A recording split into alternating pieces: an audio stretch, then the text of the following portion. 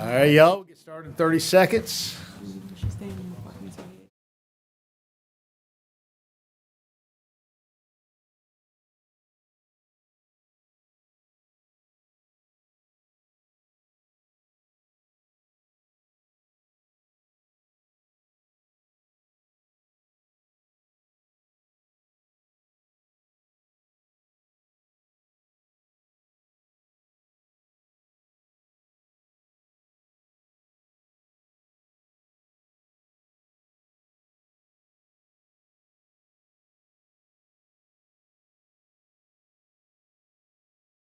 Good evening, everyone. You have arrived at Tuesday, February 18th, 2025, and we are here in the Athens-Clarke County City Hall with the Commission and Mayor for our monthly agenda setting session.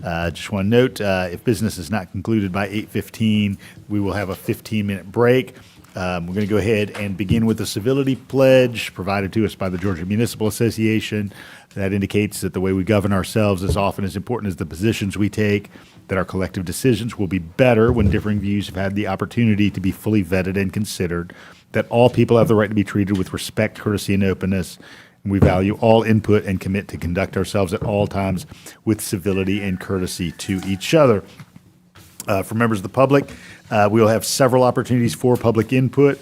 We'll have an opportunity on the consent agenda, which at the moment are items 1 through 7, although the commission may modify that in a moment. We'll have an opportunity for public input on each of the planning and zoning items, which are numbers 8 through 11. And then we'll have an opportunity for public input on the new business, which is item 12 through 21. Each of those opportunities for public input is a 3-minute opportunity.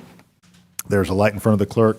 It'll turn green when you begin speaking, yellow when you have 30 seconds remaining, and red when your 3 minutes has concluded. And I will thank you for your time with us tonight.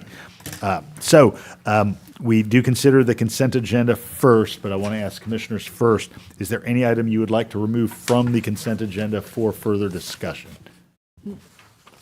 I just wanted to take off for discussion and then put it back on, number 1. And then, I think it was, what's the other one? The one with the sanctuary city thing. What is that? 6 What? Number 6? or 7.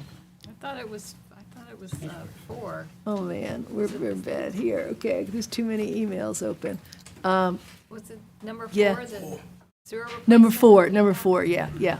Sorry, 1 and 4, just for a quick comment, and then we can put it back on. All right. Any others? Got 1 and 4 that Commissioner Myers would like to make some comment on. All right. Any member of the public I failed to mention, I apologize. We have an exciting new apparatus here in City Hall. Right behind Assistant Manager Saunders is a space for your information card. So if you are making public comment, please fill out a card and then just drop it in there. And that way we will be able to accurately capture your name, address, and the item to which you're speaking. With that said, is there anyone who would like to speak to the consent agenda items, which at the moment are 2, 3, 5, 6, and 7? Would anyone like to speak to any of those items? 2, 3, 5, 6, and 7. All right, seeing none, we're going to move to discussion of the planning and zoning items. And so I'm going to relocate so that Bruce Lonnie, our planning director, can step on up, and we're going to take a look at those.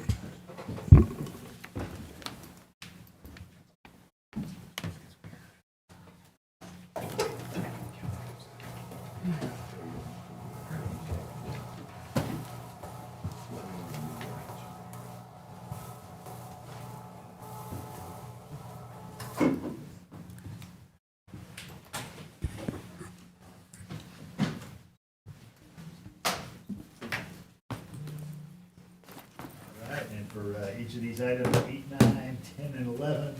Planning Director Bruce Lonnie will make a presentation. We will then have public input under the terms discussed just a couple of minutes ago, and then opportunity for commission discussion on those items. Give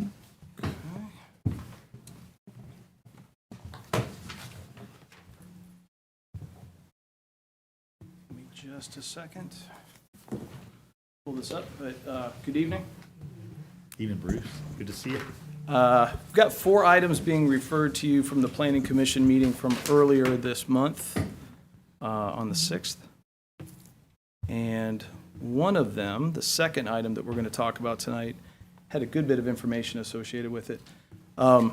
Wanted to make sure that everybody felt comfortable with that, so I anticipate discussion and questions, and hopefully I can answer those for you tonight.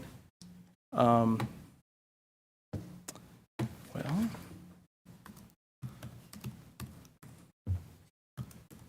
here we go.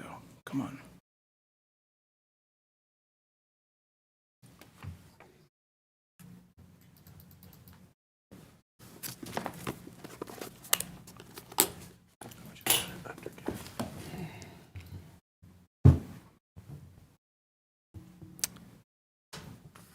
All right.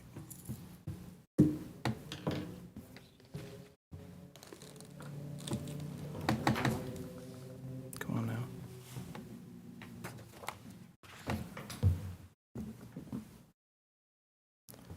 Why do I have no mouse?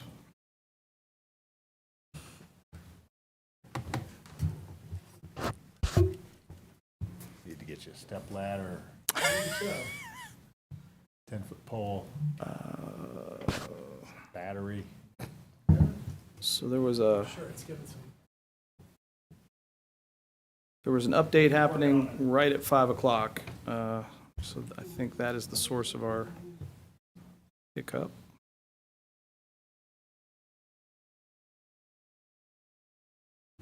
Come on now.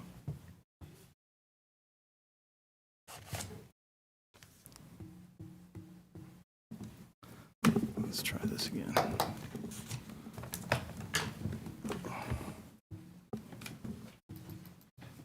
There we go.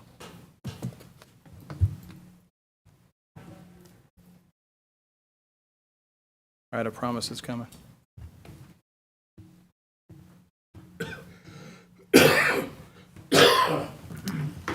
All right, I've got it here.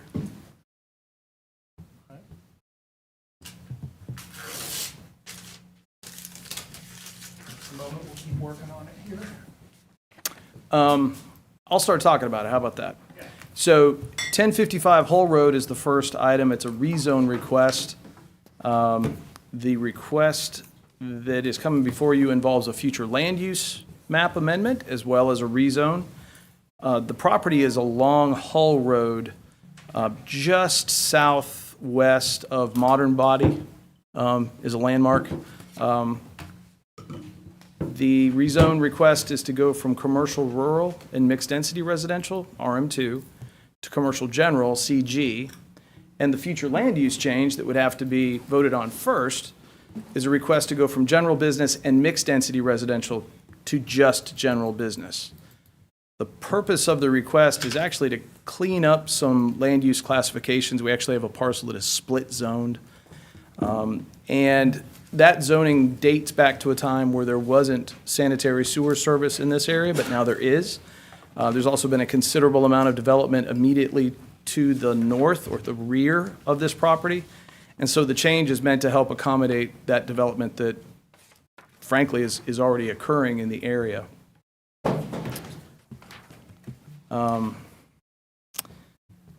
The adjacent parcels along Hull Road are a mix of commercial, employment, and mixed density residential zoning. And so what this is, as I mentioned, is a cleanup. The Planning Commission recommended approval of the future land use amendment, and they recommended approval of the rezone, both of those without condition. And since we're doing this verbally at the Commissioner moment. Thornton, that, of course, is in your district, and of course, we're talking about just past the Kroger. I know exactly where he's already talking. Very good. Any input on that?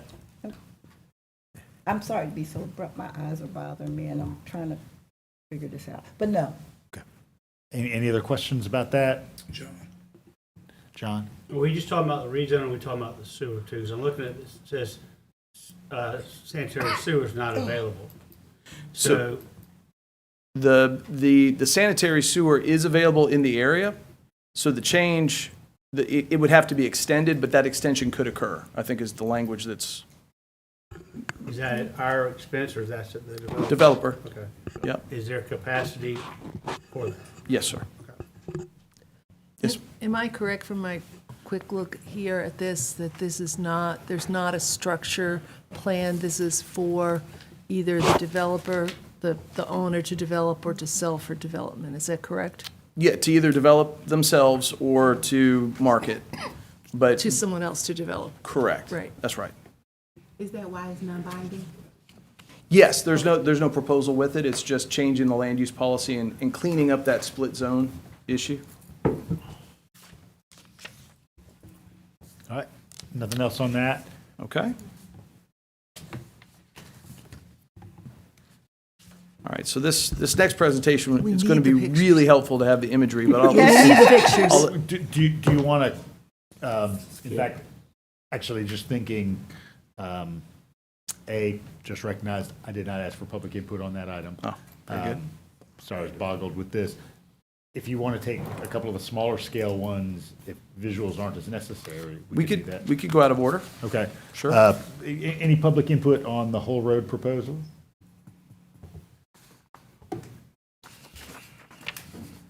All right, we'll go to the next one then. All right. I'll move to item 10, which is a request for 728 Cobb Street. I'm going to forward through these presentations. This is a special use request. If you're familiar with the property, it had been a doctor's office for many, many years, and prior to being a doctor's office, it had other office functions, commercial functions, dating back to the early 70s from what we were able to gather from permit records and folks' recollections. The house is a historic property within the Cobham Local Historic District. And the purpose of the request, as we've had here recently a couple times, special use applications can be used to address legal non-conforming circumstances. So the fact that we have an office that is zoned single-family residential is legal because it predates any kind of preemption of that use, but it is non-conforming in that the current code doesn't let you do it. So what the applicant is asking for is the ability to render the office use conforming by virtue of an approval of a special use. So the only changes that the applicant is proposing to the property are ADA compliance changes. There's some accessibility issues given the age of the building and that it was for residential function. Some upgrades were needed. The inside of the building had not been updated for many, many years, and he has already made application and received approval from the Historic Preservation Commission for the certificate of appropriateness for those ADA upgrades. So that part's already happened. Bear in mind, Historic Preservation Commission doesn't review things for use. They only look at design. So two separate questions being asked. The use question is what's before you. His goal is to convert the existing legal nonconforming office use into a conforming office use. He's not proposing a different kind of commercial function in the property. The property is currently zoned single-family residential, RS8. As I mentioned, it's in the Cobham Historic District. And in reviewing this proposal, one of the things that we're trying to mitigate with a special use is its impact on surrounding properties. And going back through permit records, we recognized there was some additional parking on site that had never been approved and was added at a time when it should have had permit approval. It's a graveled area that extends towards Prince Avenue in the rear. So in the review of this, staff suggested and Planning Commission concurred that they were recommending approval. They found it to be compatible with the future land use map, the zoning map, the ordinance, that the special use criteria have been satisfied with one condition, and that condition being that the unpaved and unpermitted parking in the back be removed and that area revegetated. And the amount of paved parking that's behind there is sufficient, given code, to support office functions in the house, in that former residence. But the recommendation was for approval with that condition. There is no future land use issue. It's a special use So it's just a single vote asked of you. All right, thank you, Bruce. All right, would any member of the public like to speak to Cobb Street proposal? And we up on the apologize ladder. for our extra furniture up here, but we think it's on our way out. So, Yeah. Oh, look at that. Thank you, Montgomery. Thank you. all right, it's kind of quality folks we got here. Good evening. Just give us your name and let us know your residence, and then you have your 3 minutes. Brad Spur. My home address here in Athens is 160 Stafford Drive, and I'm obviously the owner of 728 Cobb Street and the applicant here. And I wanted to just talk a little bit about the procedure because I know it's kind of maybe a little bit out of the ordinary. We've got a lot of questions at the Planning Commission about why exactly are you asking for this? Because the property has been used as a business for, as Bruce mentioned, probably at least the last 50 years. The legal non-conforming use status does allow me to continue operating as a business as long as I don't expand or extend that non-conforming use. The purpose of the special use permit is just for me certainty. I'm going to have to be putting a lot of work and money into some improvements on the property. And I would just like to know, going into that process, that I have this little extra certification that, yes, I am allowed to use this for a professional space and office. That's really the main benefit for me.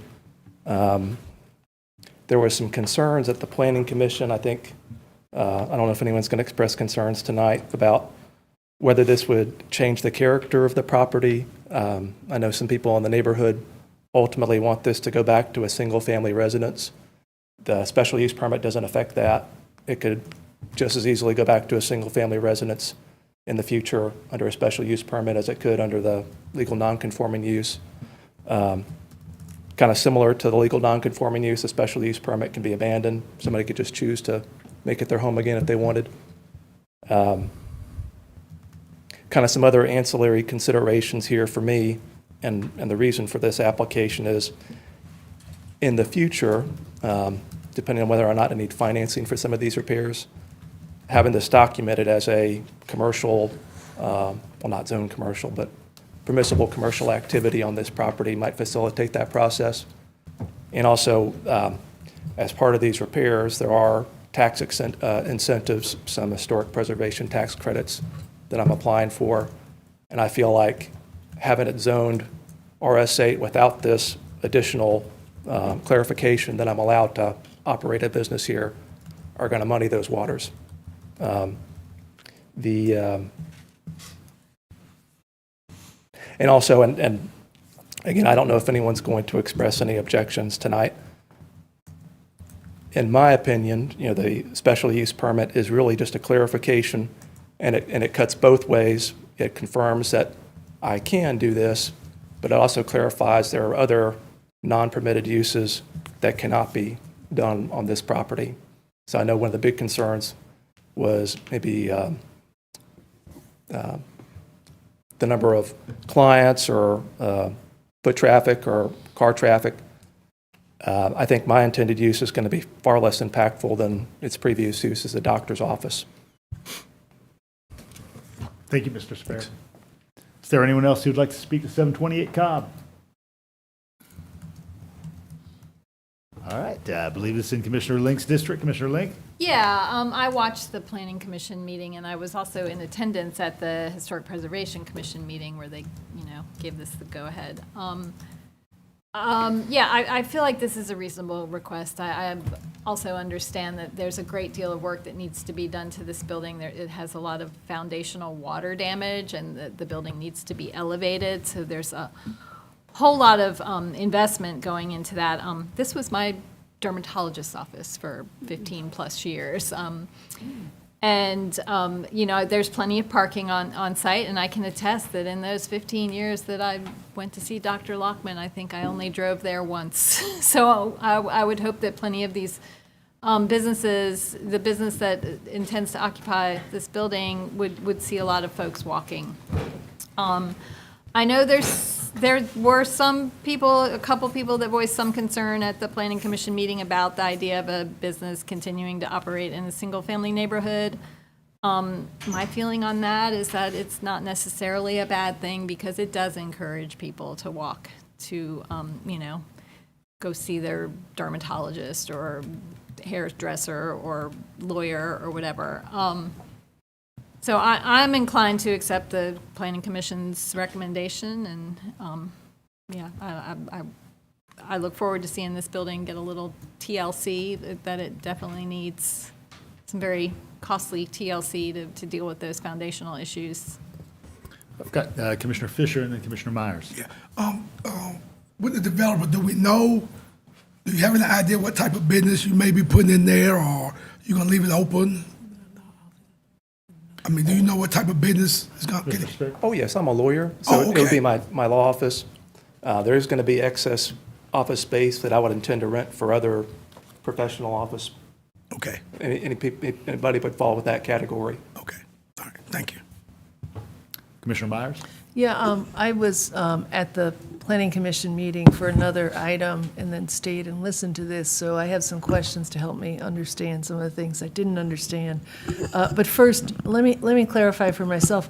Was the previous use a medical office? Was it just a medical office, or was it medical office residence at a certain Just point? So it's been, and there were multiple physicians or staff there in that position, right? It was a single tenant in medical office, multiple exam rooms. There was a little bit of use upstairs associated with the practice, but it was record storage and business office was upstairs, but all the exam rooms were on the main. So the doctor never lived there? I No. think I'm getting this mixed up with the doctor I had when I was little, right? Right. So that's one thing. And then the question about the legal non-conforming and versus the special use.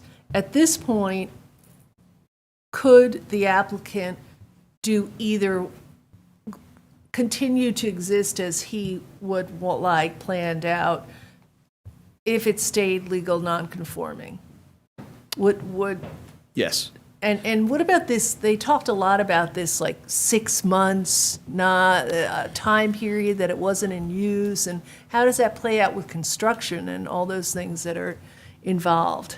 As I understand it, that's part of the reason for the request, that the renovation work is going to take longer than the time available for this property to be vacant. So 12 months, if 12 months goes by, there is, and it's also true with special uses, if there's 12 months that go by where the use is abandoned and is documented as such, then that special use is no longer available to the property.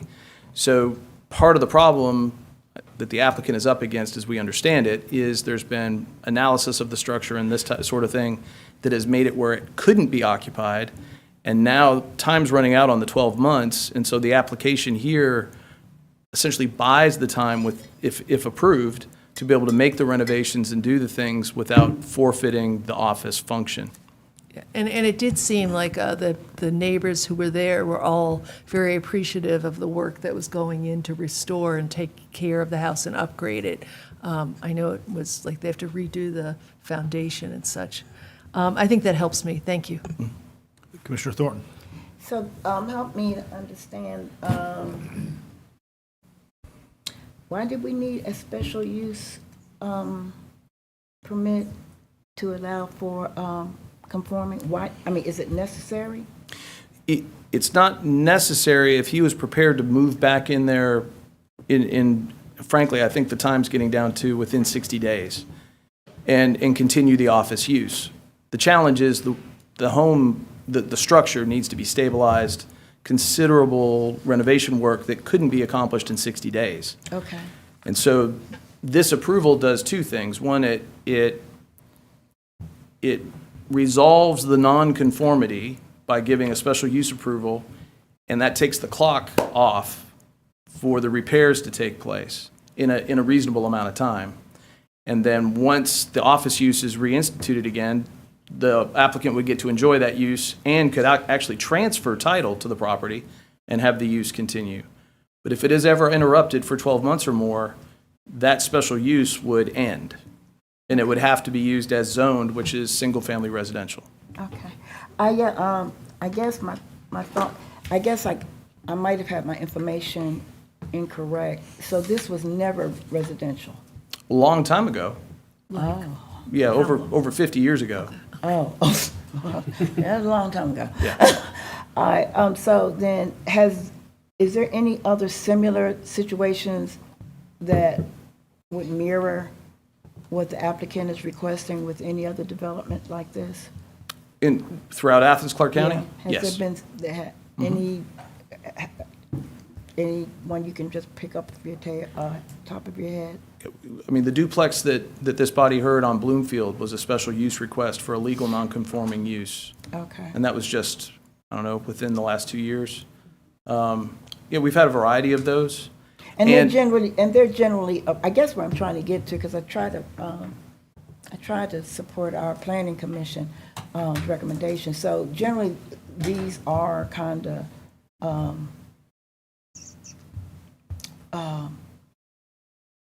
consistent with some of the other planning commission's recommendations. I'm sorry, I had surgery on my eyes, y'all, and they're starting to bother me. So this is, what I'm trying to say is, so this is kind of consistent. This is nothing really unusual for the applicant to be, or is it unusual? Is this application unusual? We don't see too many of these, in all honesty, and they're on a case-by-case basis, so there's really no precedent setting. You know, if you do something in RS8, doesn't mean you have to do something also in RS8 when another request comes. They're taken on their own merit, and that's the nature of what's special about the use, is you're evaluating that use as it relates to this property and how it would function, if that helps. Thank you. Okay. Commissioner Link? Yeah, I just want to note, the applicant mentioned the historic preservation tax credits, which those would not be available if it were to be a private residence. From what I understand, those are only available to, like, There's different programs. profitable businesses, from what I understand. Homeowners can take advantage of other programs, but there are programs that relate specifically to commercial properties. Yeah, and from what I understand, this building is going to have to be elevated because there's been significant water damage to the foundation, so they're basically going to have to rebuild the brick foundation, which might not be accessible to homeownership. I can tell you that, someone who attended that physician's office for years, the interior was definitely, broken up into a long hallway and teeny tiny exam rooms. So I'm sure there's a lot of interior work that needs to be done as well. I don't really have any objections to the Planning Commission's recommendations. I feel like this is a low impact use and there's plenty of parking on site on that particular piece of property. And oh, thank you. Thank you, Mayor. I always try to support the petitioners, but Commissioner Link has mentioned twice in her statements about home ownership. Was there ever a conversation? I'm sorry, I didn't get to see was there ever a conversation about homes compared to business? Did I miss that somewhere? If I recall, there might have been somebody who spoke at the meeting that said they ideally would like to see this become a home. It would certainly not be an affordable home.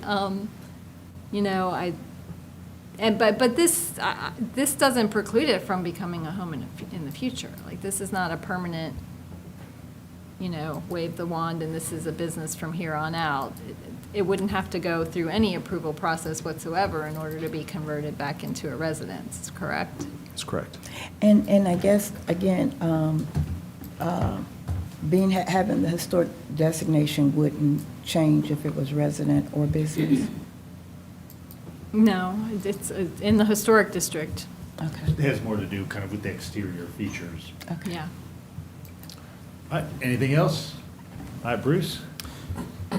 All right, Mayor's choice. Would you like the longer item number 9 or the shorter item number 11? Let's do the shorter one, and All we'll right. circle back for the lengthier one. Very good. As you wish. All right, 995 Gaines School Road is a PD request in record name. We don't see too many of these, but the request is to dissolve a PD. Currently, it's commercial office. It's also in the Gaines School Road corridor overlay. It's our very first overlay that was adopted. The request is to remove the PD designation and keep the underlying zoning. So it would remain commercial office with the Gaines School Road corridor overlay. The PD was adopted in 1978 and was implemented with the construction that's at the corner, and you'll see this in just a second. The applicant's desire is to remove the existing office and replace it with a quick clinic, a medical center. A little over 3,700 square feet. There would be 25 surface parking spaces. They're not asking for any waivers or relief from any of the standards associated with commercial office or the Gaines School Road corridor overlay. That PD that was adopted in 1978 was actually pretty progressive at its time for where it placed the parking and how it oriented the building. And our current code requires a lot of those things that PD was designed to accomplish. It requires those in our design standards today. So here's the location at the corner of Cedar Shoals and Gaines School Road, right across from the Ansonboro development, and also across from, I guess a good reference point would be Dunkin' Donuts. Yeah. So right there in the corner, the future land use is Main Street business. That would remain unchanged in this request. And here you can see the zoning, PD being removed. And this is the developed condition looking kind of northwest along Cedar Shoals. You see the driveway into the development there. It already has existing sidewalk around the entire site. Another view, this is coming off of Gaines School Road. This is right at the corner. The concept plan that was submitted, so this is a rezone, so there is no binding aspect to this. They're asking to remove the binding aspect to be able to design something that meets code. This is that concept. So you see the parking to the side and the rear, which is in compliance with code. You see the building pulled forward, which is also in compliance with code. There is a stormwater detention pond I want to draw your attention to between the building and Gaines School Road. And you kind of see that sort of elongated oval there. The way the site sits, that's the spot where the water wants to go. And so that's where they would likely put that stormwater facility that is also required by code. The presence of that stormwater pond makes it difficult to do some plantings, but it also provides an opportunity to do some tree plantings that the Planning Commission has moved forward as a condition. So here's representative architecture. The building, to comply with the overlay, wouldn't look exactly like this. There are some things in that overlay that require architectural treatment that is different than this. So this is just representative of what they've actually built in other communities, the same applicant. So the Planning Commission's recommendation, their analysis, is partially compatible with the comp plan. It does provide a redevelopment opportunity with some infill. It's nodal development, which is something we're talking a lot about, trying to do things at intersections that are useful and walkable. Compatible with future land use map and zoning map. Main Street business is the current designation, and that quick clinic is in line with the expectations of the Main Street business future land use category. Just want to reinforce that the plans can't be built as submitted because of the requirements in the overlay. And the lack of street trees prompted a condition of approval that reads as follows. The stormwater detention facility shall be included as eligible planting areas for street trees that are compatible with the function of the facility as determined by the ACC arborist in cooperation with the ACC Transportation and Public Works Department. And that's the end of the staff report. Thanks, Bruce. Is there anyone here to speak to this side? Good evening. Hey, good evening. Luke Strickland, 915 Pine Street, Tallahassee, Florida. I'm the developer, so just here to answer any questions that y'all might have.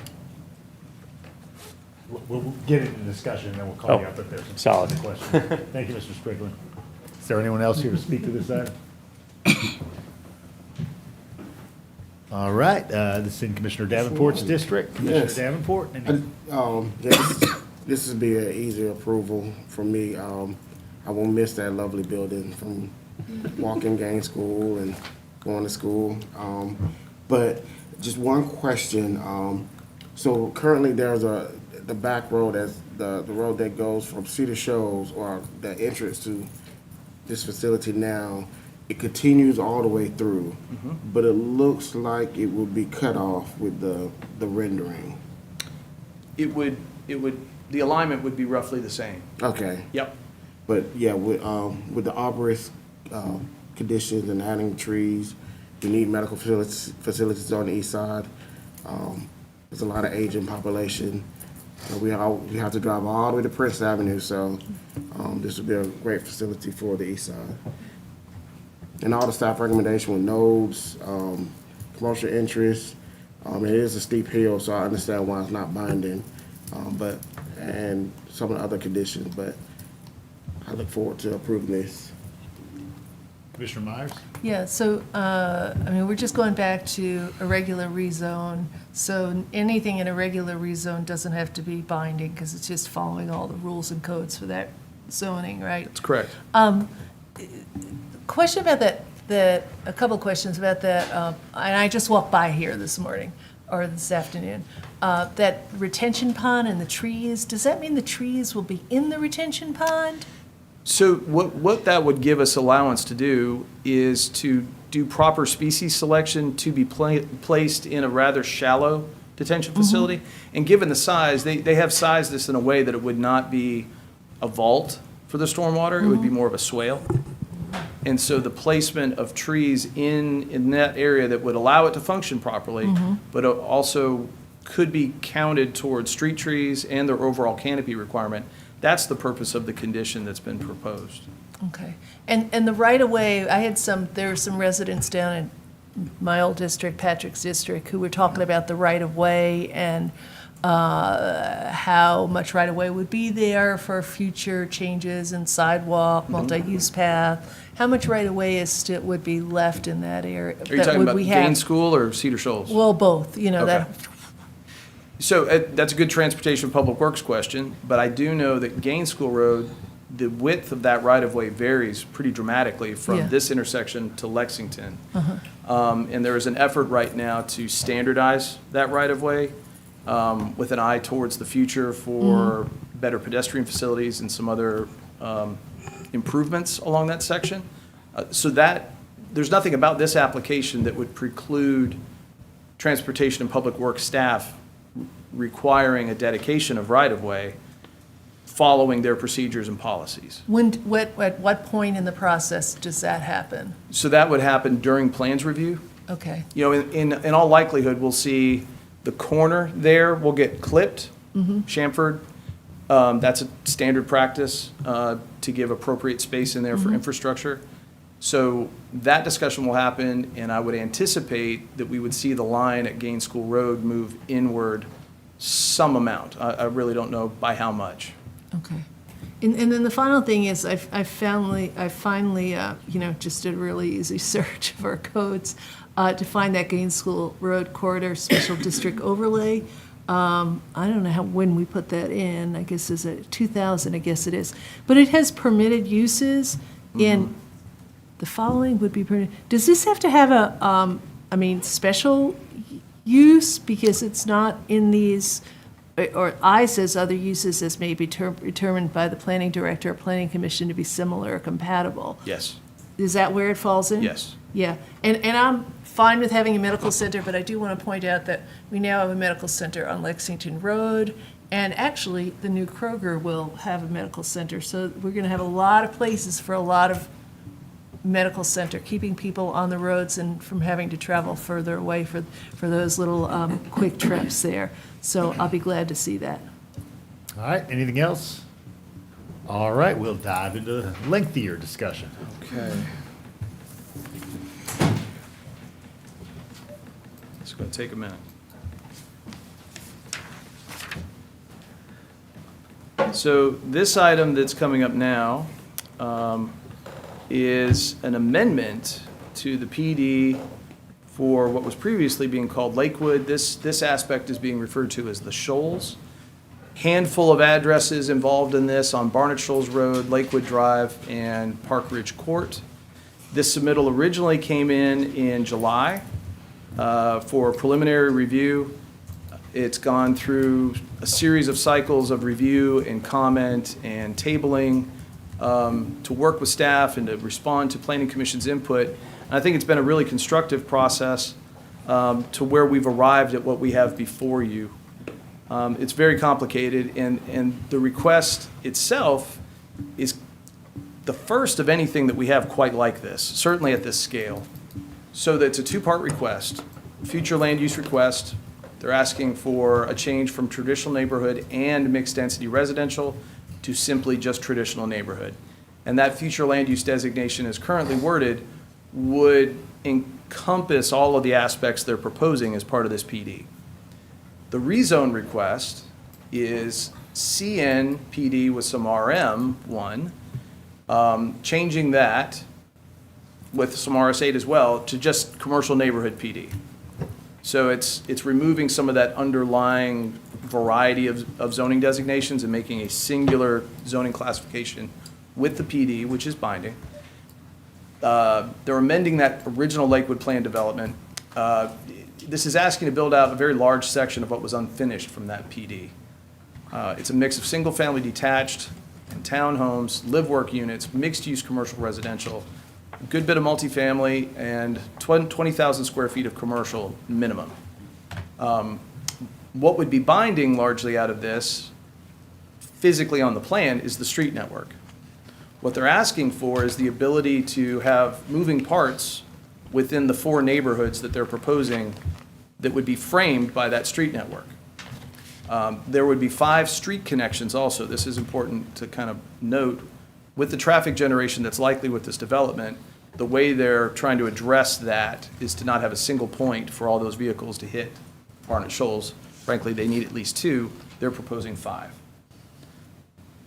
The principles of the design, the firm that was hired to do this, it's Williams & Associates, also working with Opticos, which was the firm that helped prepare our missing middle housing scan a couple years ago.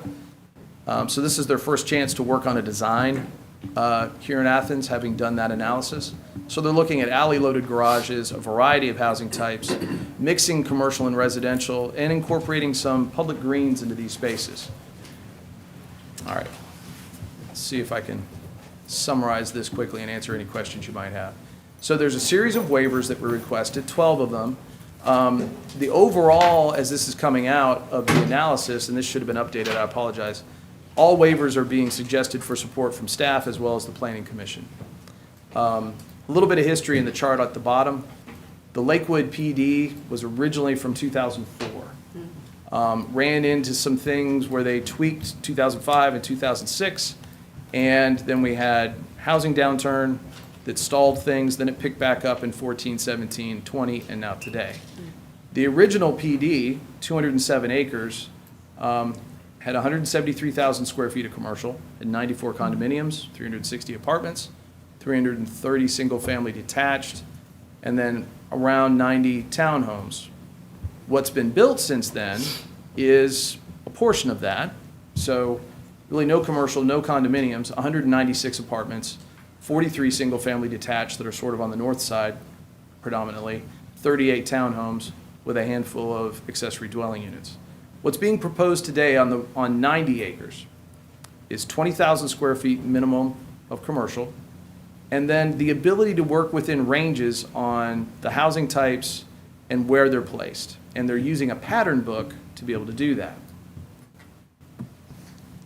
You've gotten a copy of that pattern book with your packet. Here's an aerial of the location. What's the 90 acres that's under discussion is on the south side of the lake, Deacle Lake. Future land use wise, you can see a little change. I wish I could, it's right at the top of Deacle Drive where we had a shift from residential mixed use to traditional neighborhood, but it's largely consistent with what's already out there today. The rezone request is, as I mentioned before, going to entirely CNPD rather than just a mix.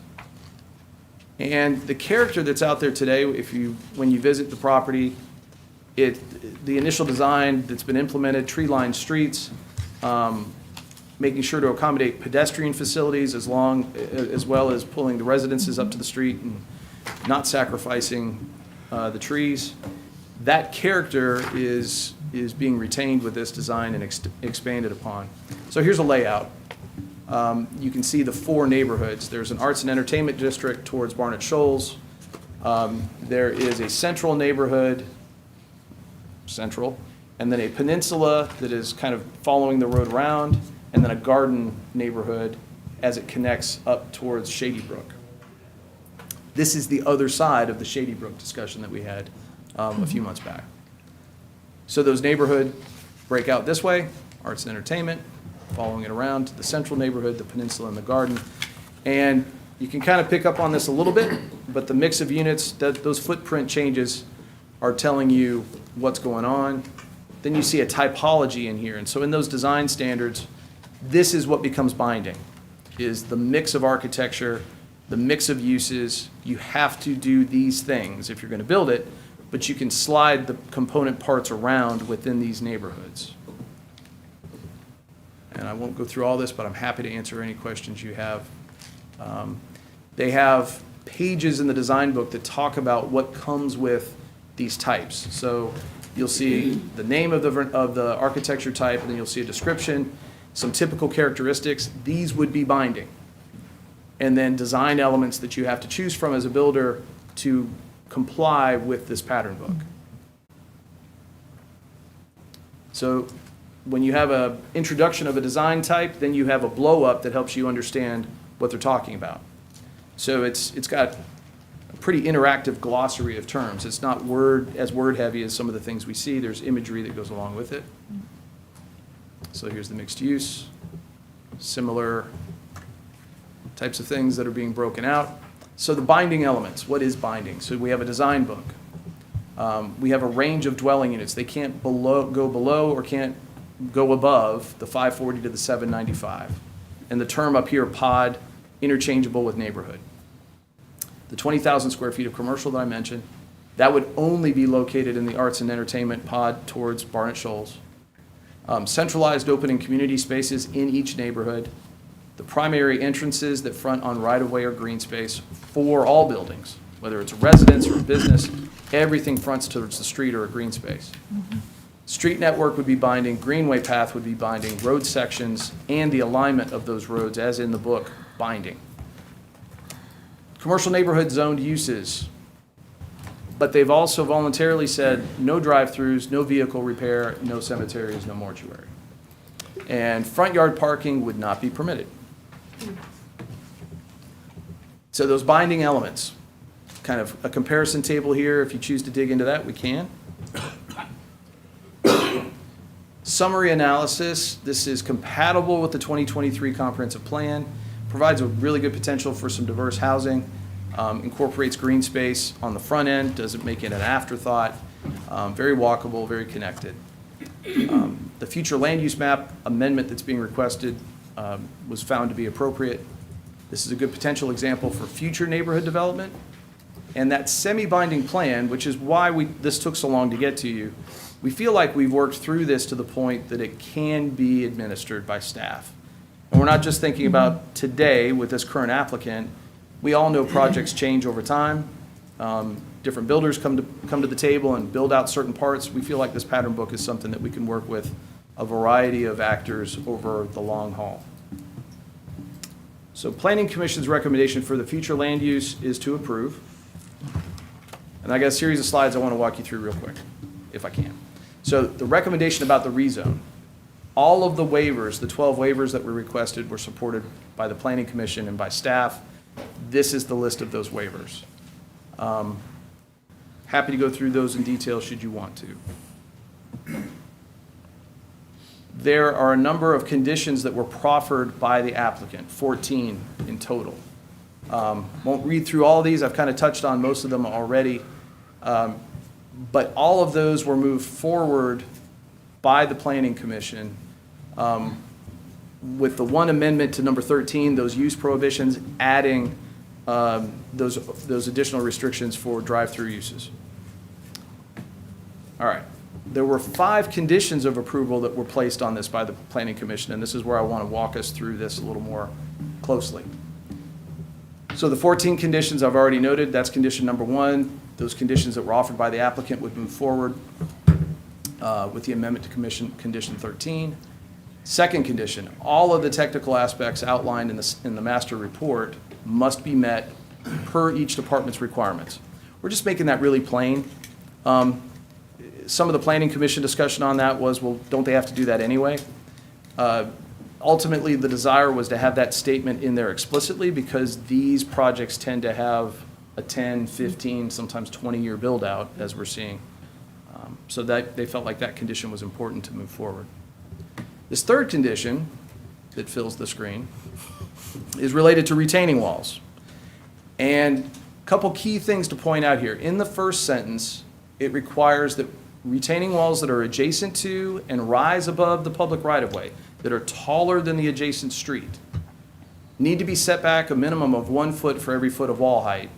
So a 1-to-1 ratio of stepping that wall back as it gets taller when it's adjacent to a right-of-way and taller than the right-of-way. If it's lower than the right-of-way, this condition does not apply. No portion of any retaining wall adjacent to and rising above the right-of-way shall exceed 12 feet in height. Under no circumstances will any of the walls be above 12 feet tall in that area next to the right-of-way. There is a requirement also to, as they get to that height, to break it up. And this is the language we currently have with our downtown overlay as well with retaining walls, that as you reach that height maximum, you have to stop that wall, step it back 5 feet, and then you can go again. And that area in between is to be landscaped to help soften the impact of that wall. There is a landscape requirement for any retaining wall over 5 feet tall. There's the allowance to use wall art or murals or sculpture to help soften in lieu of plantings, but only for 50% of the walls. And then there's standards for what those walls can be built out of, and that's consistent with what we have for downtown.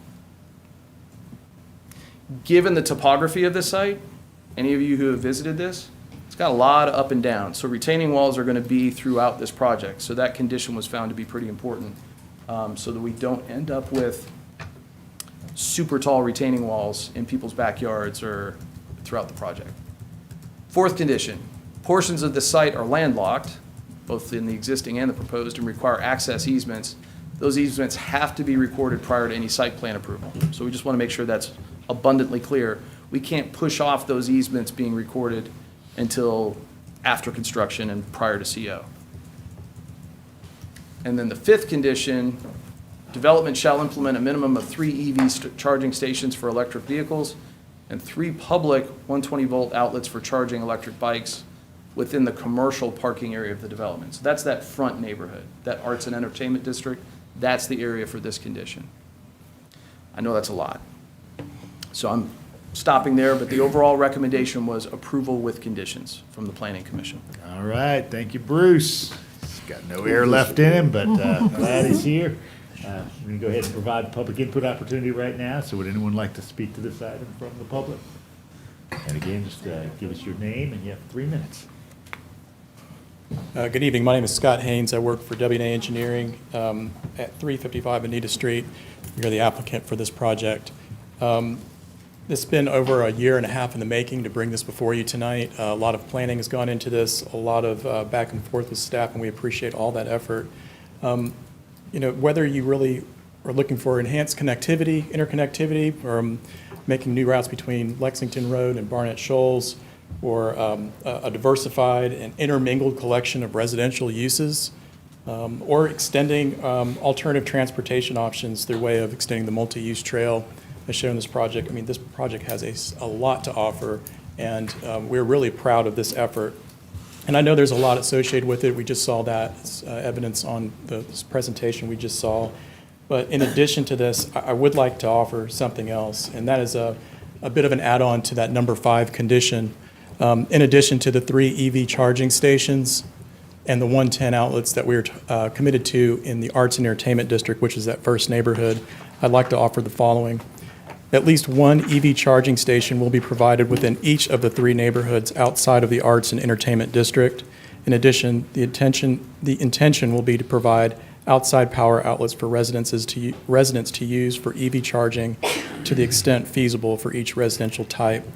We believe this is giving the ability for residents, specifically multifamily residents, the ability to choose electrified vehicles and be able to charge these at their residence. So we hope that this is in keeping in the spirit of what this overall application seeks to do, which is to create walkable communities, well-connected communities, communities that highlight alternative transportation and alternative vehicle fuel types, and really just make a community that we could all be very proud of. We hope that this will be an example for future development.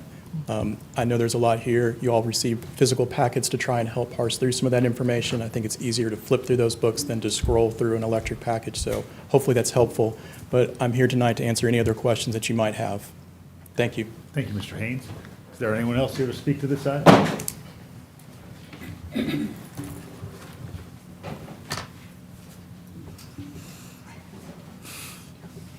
My name is Benny Coleman. Can we go back to the part where you say we have a lot of mixed density types of home?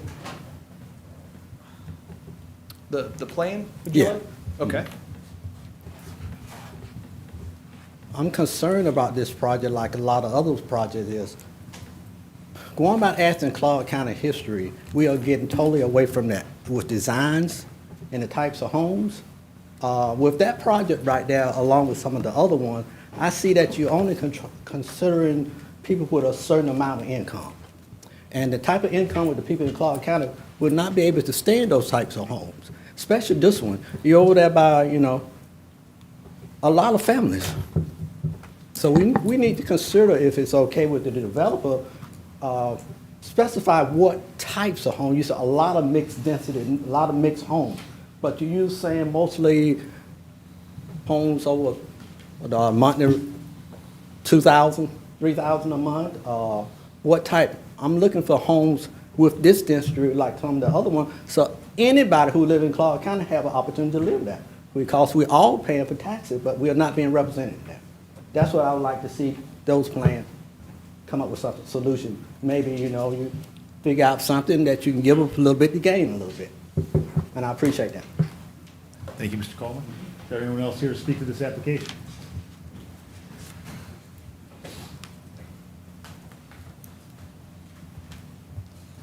Hey there. Good evening, everyone. My name is Jake Strickland, address 625 Kentucky Street, Scottsdale, Georgia. I'm one of the principal developers on the project and just wanted to make myself known that I'm here and happy to answer any questions along with Scott. Want to say I'm appreciative of being here. It has been a long road to get to this evening of the agenda setting. I wanted to say I know there's a lot that was going through this evening. There's a lot that you probably have in front of you that you all are digesting. There's a lot of thought that went into this. It's very meticulously thought of, as you see with all the neighborhoods that we've planned with the different product types that we've put in here. As Bruce had mentioned, the architect that we had brought on, I'd been following them for some time, and it was nice to see that you all had a relationship with them as well, having brought them on in 2021 to look at some of your form-based coatings.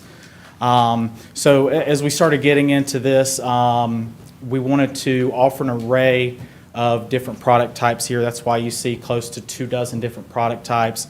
There's a lot that we've paid attention to in over the year and a half, almost 2 years of watching this body and bodies before this, of talking about neighborhoods that are around town. We're local developers here. So some of the product types you see is us listening to some of what you all have recommended as well. That's why we haven't loaded up on just any one product type. We've got townhomes, stacked flats. We've got flats over commercial spaces, but we've got duplexes, triplexes, quads, fiveplexes that are in here. Some of the mansion apartment that you saw, that's just a large home that has 6 units broken down inside of it. So just another different product type to offer here. Some of the things that we wanted to integrate here, along with the green space, that's an amenity here. We'll eventually get to, as a phase 2, a clubhouse with pool and fitness center and those types of things. But the biggest amenity in a neighborhood like this when we approach it is the green space, the convenience of it for the residents that live here, to be able to walk through the neighborhood, as Bruce had mentioned and Scott had mentioned as well. We are looking and got early on with the multi-use path, the Greenway Trail, to bring that in through the property. And that will add about a mile of trail once it's all said and done here, and that's directly across from the beginning of Phase 1 here at Carriage Lane, I believe is the road. So that'll offer about a mile more of that Greenway Trail that we'll be adding in as part of our development. So I just wanted to say I'm here and thank you for the time. Thank you. Thank you, Mr. Strickland. Is there anyone else here to speak to this application? All right, this rests in, I think, both districts 3 and 8. So I'll start with Commissioner Taylor. I don't have a comment. Commissioner Myers. I've spent a lot of time looking at this. I went to the couple of the planning commission, the 2 other times it was at the planning commission, so I've been looking at it to help myself understand it, because it is pretty complex in here. But I am excited about it. I have from the beginning asked the people about affordable housing. One of the things I keep hearing is there's a lot of topography in here, so they're not even using the density that they could be using. So the things like inclusionary zoning, it's not an incentive because they don't need more density. And the expense of working with that topography is a challenge and a cost. I keep talking to developers about that, but the thing I like in here, and I don't know if after I'm finished, if you could talk to price points in any way on this, but there is a real array of mixed types from the front all the way to the back, as Jake just reviewed with you. So there's even live-work combinations, and it takes, if my colleagues look in this book and get confused, that's understandable, because it's very confusing. But it's also very exciting. And so I will say to any of my colleagues, if you have questions about it, because I've spent a lot of time looking through this, please reach out to me on that. But it does have more multifamily in the front with more single family in the back. It's very respectful of the topography. The family's been who own this property was very concerned that this be a development that does not disregard the environment there and the lake, and that's all in there. Of course, it has that greenway. It has the development, the business area in the front. And I would make sure, I keep hearing about the drive-through, and I'm looking for that wording in one of these documents, and I don't see the word, help me find the word no drive-through in there, because I hear it, but I don't see it. So I like that. So this is right across from Carriage Lane and where the Greenway is over there. It's really close to the new library. So in terms of having an area where there's development and access, that's, nothing is perfect, but this is a much more enticing and interesting development than we've seen in here. And so I'm really happy about that. And I appreciate the developers reaching out with the environmental stuff, not only with the greenway and the water buffers that need to be there, but also the EV amenities for people as we go there. But if you could talk to the mix of for rent or for sale or anything you could tell us about the price point.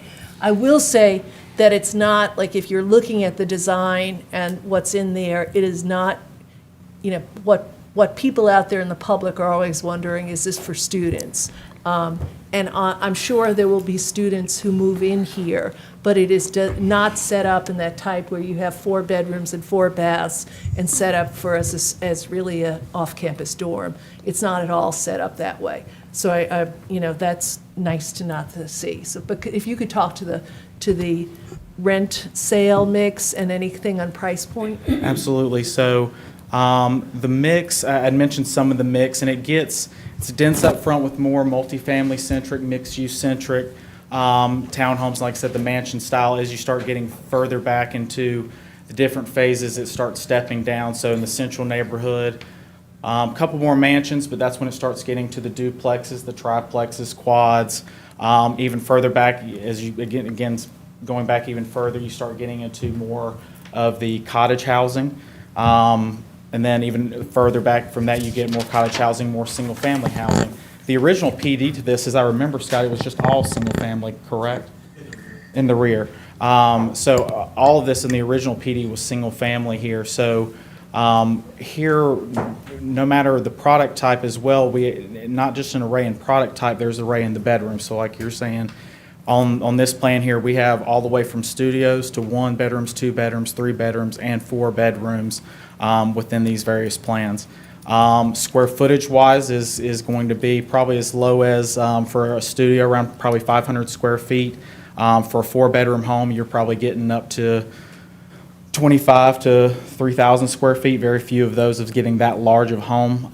Rental rates wise, this is a market rate community here, so we're looking at on the smaller range, probably starting around $1,500 rent wise, to maybe some of the townhomes that have their own private garages, things along those lines could probably get up to $3,100 in rent for those.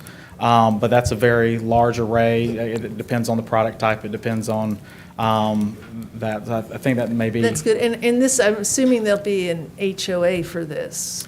How does that work? Probably not an HOA probably is not the correct definition, but something set up like that. I mean, because this isn't going to be a for sale. And you mentioned the for sale piece of it. We do have plans that for at least the townhomes, duplexes, and the single-family homes, we would like to individually plat those, I think. The intent is to still rent those, but should the economy, should the area dictate that for-sale product is something that would be warranted. I mean, right now, we're going to, this is for rent, but we're putting that in place to have that flexibility to do have some for-sale component to it. So But even like with the part in the back, right now, it's still thought of as, you're platting it so it could be for sale. It could be. But that's still way off. And what would be the completion date for the whole thing? Because I saw something like 2027 in here, but was that for stage 1 or? I don't know that I could go on record in saying a completion date for the entire project. Phase 1 is everything that we're considering up on Barnett Shoals there.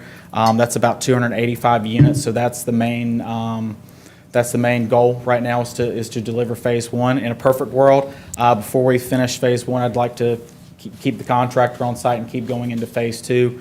But until phase 1 is completely done, or until we get through a good portion of the lease up of phase 1, it'd be hard to quite pinpoint when the phase 2 would start. Thanks, Jake. I appreciate it. I've got Commissioner Johnson and then Commissioner Davenport. Thank you. My question is for Bruce Lonnie. Given that the Future Land Use, Steering Committee is finalizing the planning and zoning recommendations to bring before this body, and my question is, at the very beginning, you spoke about FLU map amendment and FLU requests. So what happens to projects that are in limbo between the permitting and the building inspections process, between the recommendations that's made by the Future Land Use Steering Committee and the subsequent vote by this body? Can you speak to that? I mean, it's not necessarily related to this, but I see this on every project that it meets the future land use conditions, but we're working on changing them. And so I just wanted to know, at what point is it a cutoff?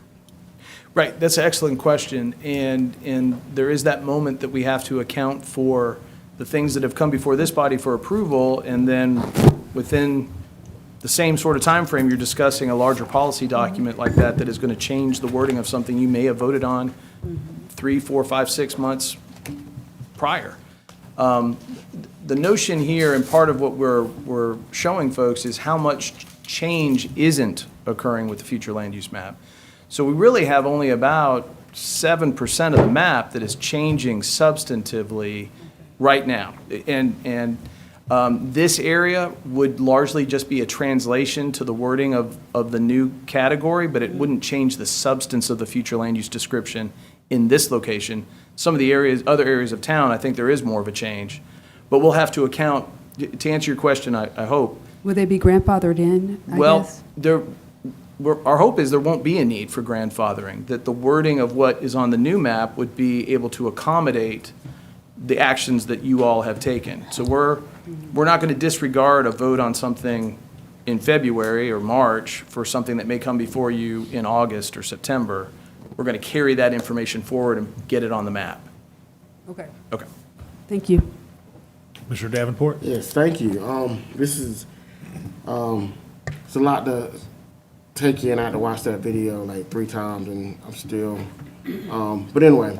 So in the Clerk of Commission office, you know, anybody in the public can pick up this thick packet, which is changed a couple of times to look at the design. I have a lot of questions. This is a beautiful design. It complements the area. I don't think any of these units are going to be affordable for like the bottom 20% of our community. But it is, it's a lovely design. It is what is expected, or at least what I would expect off of Barnett Shoals. But I have several questions. But my main one is the ADU in the packet. It mentions, let me go back. It mentions the use of ADUs, and I don't have qualms with ADUs. It's just, I know we're going to have that discussion holistically as a community about ADUs coming up soon, and for some reason I moved from my page. Okay, so in one of the pages, it stated that the difference between a guest house and an ADU. I thought a guest house had the right to build a stove, whereas the ADU, we have to vote on the addition of having a stove. But this project is going to allow, I believe, 38 ADUs with off-street parking attached to it. Did I make? And give me a second, I can find it. That's all right, that's all right. And we may want the applicant to answer your question on the number. I know accessory dwelling units, I believe it's a range that are allowable. The definition, guest house versus accessory dwelling unit. Accessory dwelling unit is what has the independent cooking facilities that allows it to be independent from the main house. Whereas a guest house is still dependent on the main house for that guest and doesn't have the cooking facilities to make a full kitchen. So, but ADUs right now is, or by right, can be built. But as it's written, it can't be built with a stove in traditional neighborhoods. So in the code right now, not in this PD, but Yeah, just- in the code right now. Okay. The accessory dwelling units right now in the code would only be allowed by right in our multifamily That's zoning areas, would not be allowed by right in our single-family zoned areas. Okay, so in this packet, it reads, page 168, it's a waiver from 910-2, 9-15-15. Staff opinion, the ACC code differentiates between guest suites and blah, blah, blah. Accessory dwelling units offer the opportunity for 1 or 2 person household, you know, in a traditional family neighborhood. The request is unique because CN allows ADUs to, you know, special use process. Additionally, the applicant can simply request relief from minimum floor area requirements of the units that are not technically accessory if they're their own parcel. And this will provide more houses choices. And it goes on and on, but well, it goes on to explain. But I have my thorn in the backside when it comes to ADUs. But I'll just have to. Can you explain that to me? What am I missing? So, and you referenced page 110? 168 on our packet. 168. Not that. I'm sorry. Oh, not in our packet. Electronic. You mean the Oh, PDF? Yeah. Yeah, I'm sorry. I've got the hard copy. Okay, I'm sorry, but I will email What you. does it say on the, what's the number on the bottom of the page? It is page 10. Page 10. All right.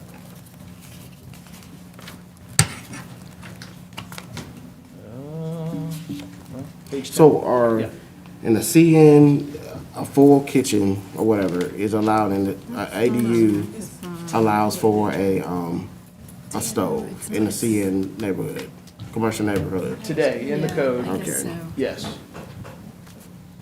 thought it was like And this PD is seeking to be able to do those, if the PD were approved with this, there would be no other additional review, that the developer would have the right to put those accessory dwelling units in using the guidebook for what they look like, and then using those minimum and maximum allowances for how many, and they'd be arranged between the different neighborhoods.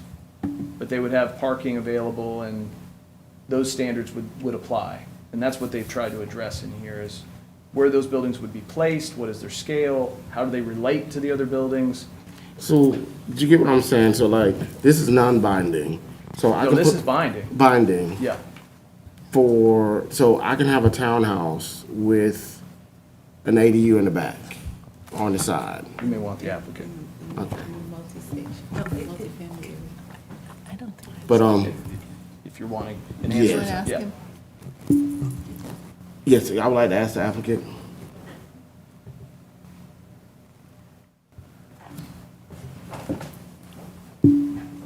So the ADUs that we have could only be associated with other potential single-family style units.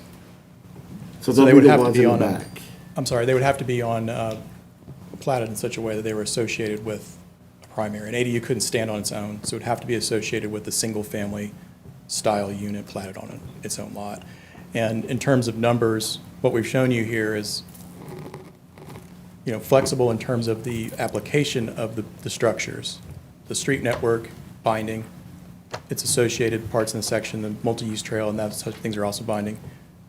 But that actual number provided, we've asked for flexibility because we've seen in PDs of this size, it's so difficult to see down the road that far, and we inevitably keep coming back and back and back with more and more needs for amendments. Okay, so these projects, and I'm sorry, y'all, just follow me here.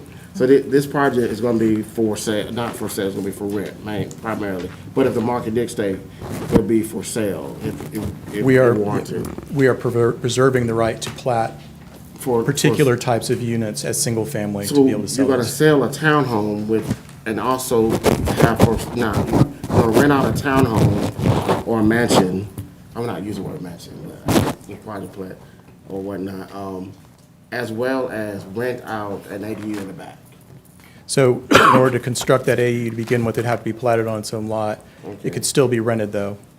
Single-family home could still be rented. I will be reaching out, I have some concerns. about this Absolutely. We'd be project. happy to talk one-on-one about it to help clarify it. It's a lot of information to It parse is. through. Thank you. One thing, Commissioner, just before I move to Commissioner Link, is, of course, you're talking about a newly constructed neighborhood, so you're talking about folks who are moving into a neighborhood, understanding these are the contours of the neighborhood, rather than suggesting, hey, there's some neighborhood, and we're then putting some new set of structures within that existing neighborhood, so. Just one more last question. Traffic management, we're seeing with these larger neighborhoods, and soon, most of these neighborhoods, as soon as they're built, people complain about the speed of which traffic flows. I get the curves, but, but I didn't see any traffic, any type of traffic calming. With that amount of density, people leaving for work in the morning or going home, parties on weekends, game days that, mostly gonna have single family, hopefully you're gonna have little kids running around, and just control of that amount of residents driving through that neighborhood is important to me. But I didn't see any traffic calming. Do you want to ask the applicant? Can I ask the applicant again, Mr. Chair? Yes. So Commissioner Davenport's question is around sort of traffic calming measures within the interior street grid.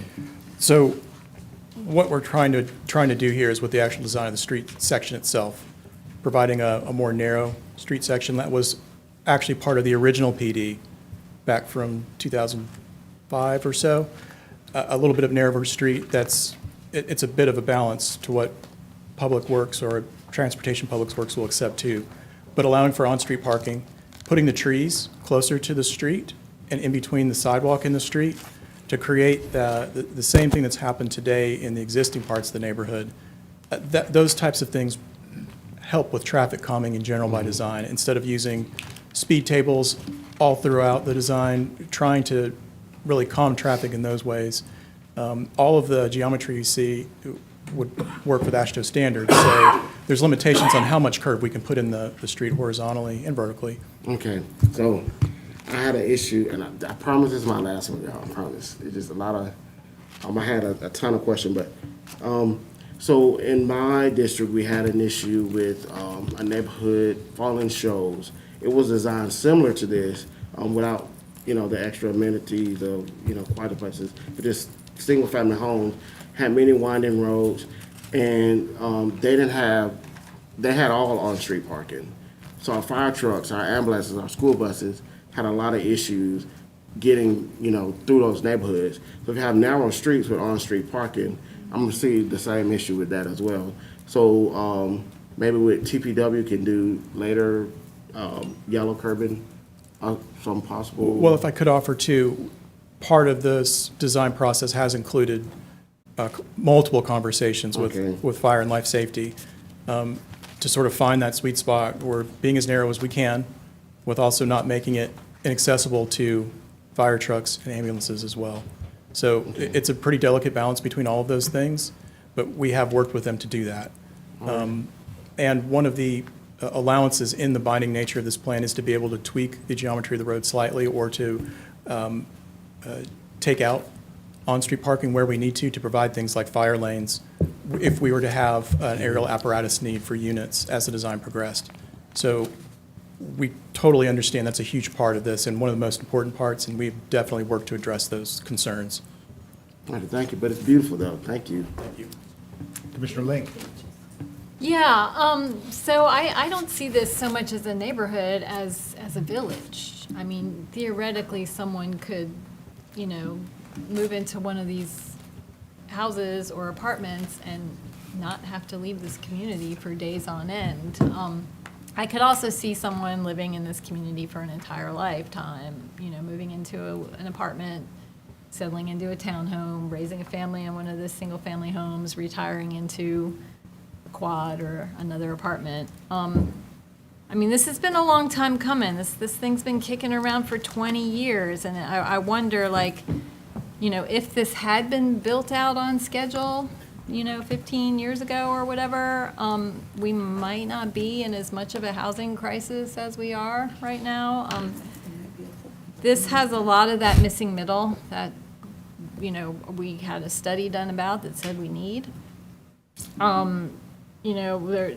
We know that housing costs are driven by housing availability.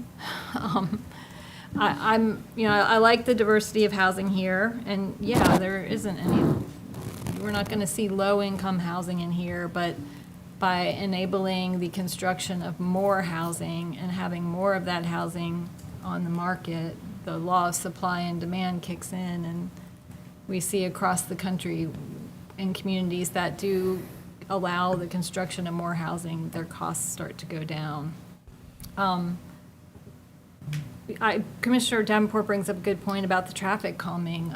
Maybe we want to talk about a CDO that asks for some speed bumps in some of those main corridors, because sooner or later we're going to get asked for them, it seems.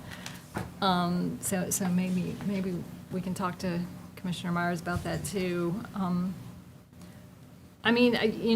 This is a project that was proposed 20 years ago and approved 20 years ago, and maybe it's a blessing that the market collapsed and it's had to be revisited, because I think we're getting a much, much, much better project than what was originally proposed 20 years ago.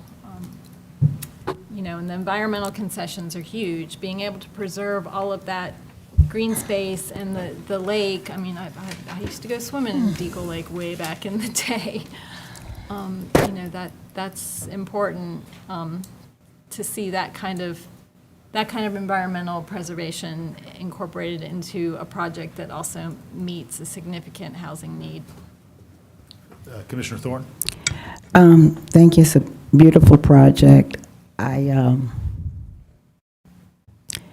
always think that if I support some of these projects that do not are not affordable to the folk that I'm concerned about, that somebody will flip and say, well, we've done this, so we're going to do this for the other lower income folk. I think the applicant said that the price point was $1,500. I know he probably is talking about a studio or 1 bedroom. He's not talking about a 3-bedroom or a house. So that is totally not the group of folk. And I, even in the North Avenue in Strickland project that we looked at, amazing project, amazing. But I am still trying to figure out, when are we going to get to the folk that cannot afford these places? I am concerned about the future land use, because I think that's going in the direction of eradicating some poor people, or I don't want to even say poor. Some of this doesn't even reach the missing middle group of folk, to tell the truth. I know that this is a reality, but I do think it is my responsibility, it's our responsibility that we make sure that we accommodate everybody. It has not been one project that has come here before us besides with the Housing Authority from a private developer. And then for us to say, well, we talked to the developers about inclusionary zoning, but it doesn't work, and they give you a bunch of reasons why it doesn't work. One is topography. Well, if it doesn't work, let's figure out what do we need to do to make inclusionary zoning, where I want these developers to make money. I want you to make money. But I don't want you to make money leaving other folk on the street and increasing our homeless situation and our unhoused folk. You're going to move on. They're going to still be here, and I'm going to be here. So if the 2 projects that I supported, I brought up inclusionary zoning, and they gave me a list of reasons why it doesn't work. So if it doesn't work for you, tell us how we can make it work so we can really have equity in our housing. This project is amazing, it's beautiful. And when you say mansion, you know you're not even talking about nobody. I mean, when you just say mansion, okay? Forget that. But I think that, Kelly, Mayor, we really need to revisit our inclusionary zoning so we can support not only these developers with these great ideas and things, but make sure that we are paving a way for making opportunities for other folks. So if inclusionary zoning is not working, let's make it work. But I'm kind of getting worn out between these apartments and all these mansions and luxury houses, and we got more storage facilities than we have homes. We could put our folk in a storage facility because they got air conditioning in some of them. There's something real wrong when we cannot, and I'm gonna keep saying it. Y'all, you don't have to listen to me, but I'm gonna keep saying it. But we got to do something to match this kind of project for a group of people who cannot necessarily afford it. Beautiful project, wonderful. But I do have concerns. Got Commissioner Taylor and then Commissioner Myers. Yeah, for staff, can I get a list of the surrounding counties whose rents have decreased as developments has increased? Because that seemed to be like a talking point. If we build more houses, then either people are gonna flock to the new houses or rent in the old places are gonna go down. And I'm just not seeing it yet. So, and because we say that we see it in surrounding counties or different municipalities, I think that it would help this body to get a list with some numbers, bar graphs for me, visual learner and all. And also, when we ask for affordable housing, we aren't asking for housing that's zero rent. We're asking for housing that people at ACCGov can afford to live in, or our teachers can live in, or our firefighters can live in, because they also work, or hell, us can live in.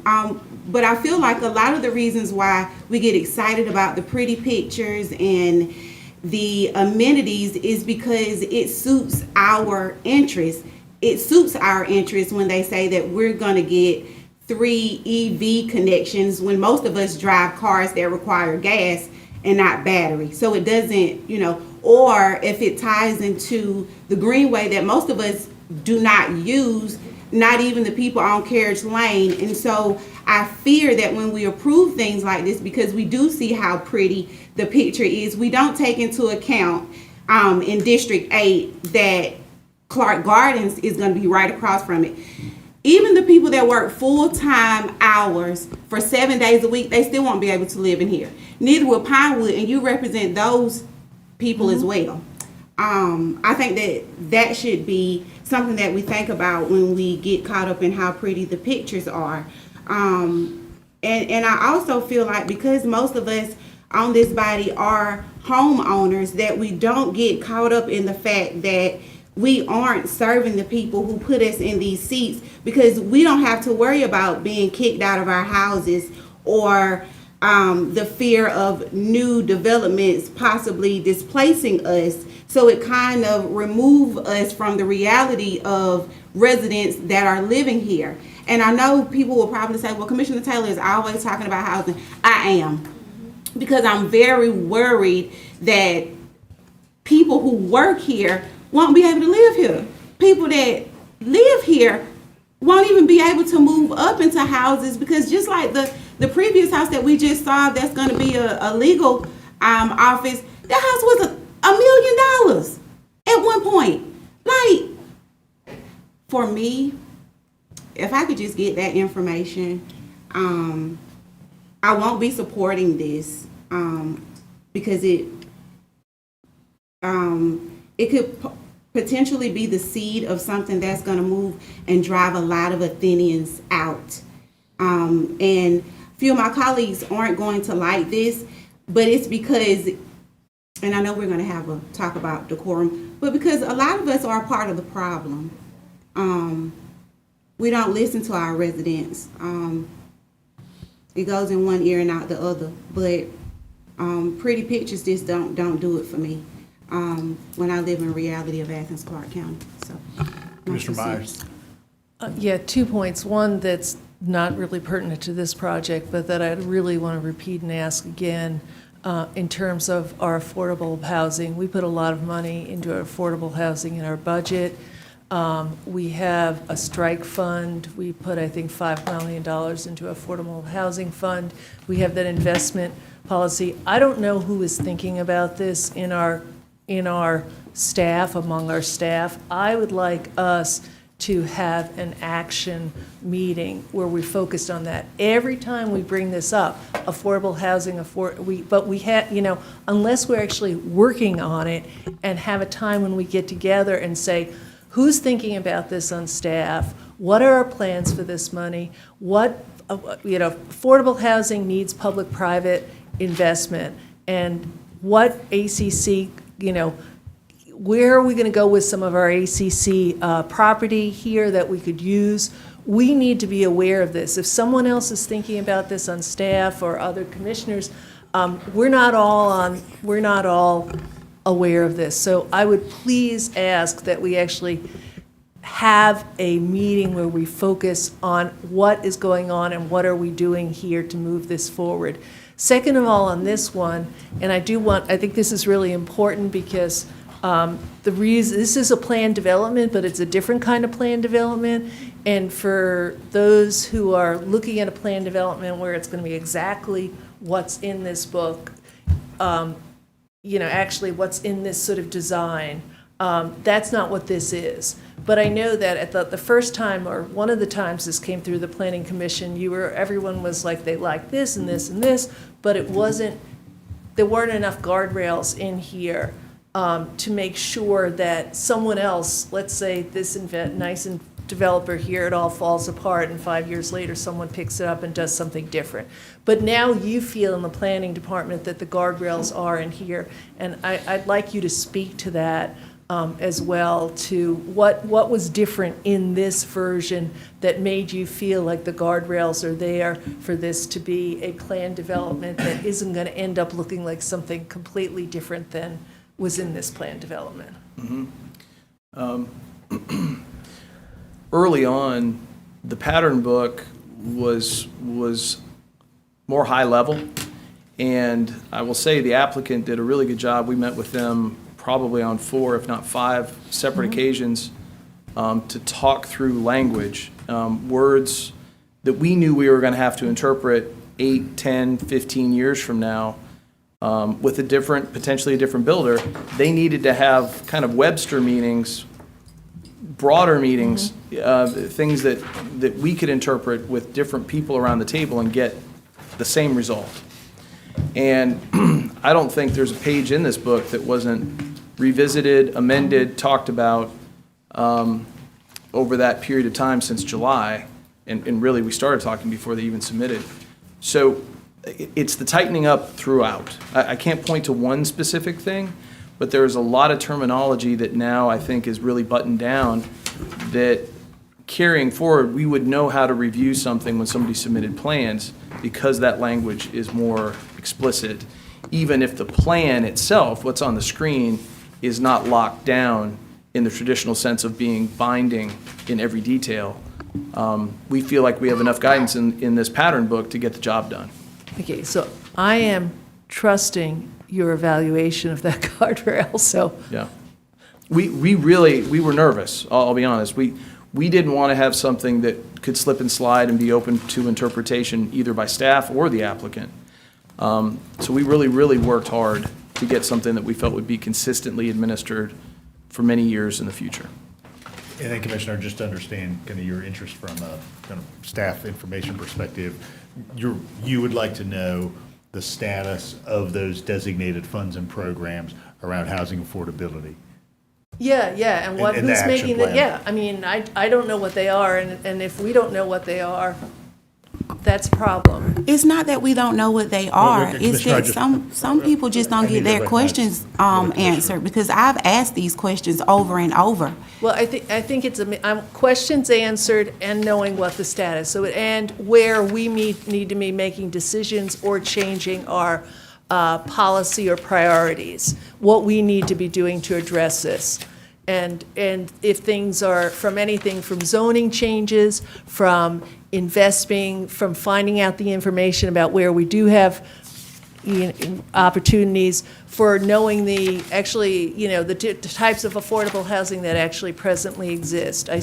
I learned something from talking to Commissioner Taylor the other day about different levels in different types of public or supported housing, where I would like, I should have known this before, where you can be paying very little rent versus where you have to, the lowest you're going to pay is $600, or whatever. I need to know that, some information, and some of the things what our colleagues like as much. Commissioner Thorne. I totally agree, and I'm going to go one step further with Commissioner Meyer's request. We as a commission, if staff is not deliberate in bringing us kind of where we are with these plans, we should initiate those. We should not have to just wait. We should be able to take an idea and say, staff, could you go through the proper procedures? And we've never done that. We have been doing the Affordable Housing Summit for the last 3 years. I didn't even know, each time we did those, that you really could go, you didn't have to have a summit or a meeting to talk about zoning. We could have directed that to staff or a committee and fix some of the rezoning issues that block us. So some of this is got to be on us as commissioners. But if you don't know, the only thing you know is when you drive down the street, you see a new building or a new complex. That's it.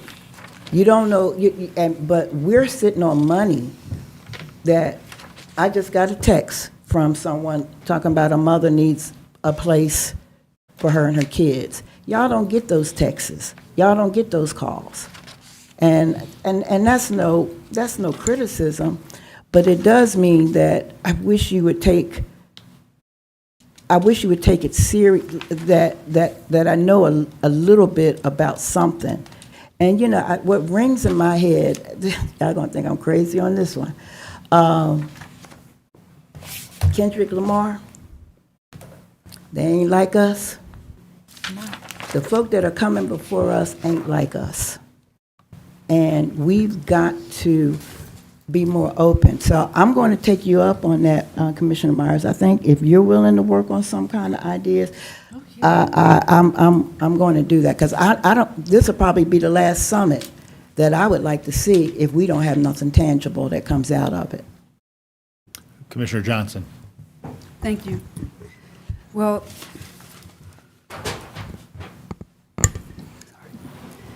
I have some numbers. When we talk about, we have one department in our organization their primary focus is to fund the large nonprofits that actually build affordable homes. There are 4 major nonprofits. And so in 2020, $1.2 million was did not go to building affordable homes. It went to 56 subsidized rentals. In 2021 is $1.5 million. In 2022, 18 new affordable houses at $1 million. 2023, $957,000, 320 for 12 homes. This is their number one priority. I think the conversation needs to be revisited about the funding recipients and possibly creating or establishing a public-private partnership to create affordable housing with those funds that are dedicated for that purpose. Those are the numbers right off the website. Commissioner Davenport. Just real quick, special use versus planned development. Have we seen special use have you seen projects like this, the special use, and what's the difference? So I'm just, from my standpoint, when I think special use, it's already a building in existence and they want to modify it for a special use, whereas planned development is something new. Is that correct? Not exactly. So a special use can be used in a variety of ways. It can be for an existing structure like we talked about earlier this evening. It could be for a brand-new church in a single-family neighborhood that's being built, brand new, and it would be a special use request because of the way the use table in the zoning code slots that use. A PD, a planned development, they both have binding plans, the special use and the planned development. The planned development tends to be, by ordinance, something that requires a unique approach to the development scheme. It's asking for something that the current zoning code and development standards didn't anticipate. And so it's asking for the opportunity to do things differently than our code requires. In exchange for the approval of being able to do things differently, there's a guarantee of a binding plan and a binding report and binding architecture. Here we go. So that's the difference. And, you know, PDs come small and big packages, so it's not a scale question. A special use by definition is something that is typically okay in the underlying zoning. It's just how it functions is being answered with the special use. The PD is a much broader ask, and it's in exchange for the ability to do something different than the code, and the trade-off is it's going to be binding on how it's going to happen. Okay, thank you. Okay. Go there. Thanks, staff, for all your work on this. I appreciate it. I know it's gone through lots of iterations, and thanks for the applicant for being nimble and engaging with staff. I'm excited that this could provide the opportunity for more places to live than the previous iteration of this plan. One of the things that, of course, we know as a body is that we've seen job generation, particularly in healthcare and biotech and in higher education. And so we want to make sure that everybody who's moving into those jobs at Meisner and Boehringer Ingelheim and the university has a place to live. We know in lieu of that, it creates a more stressful environment.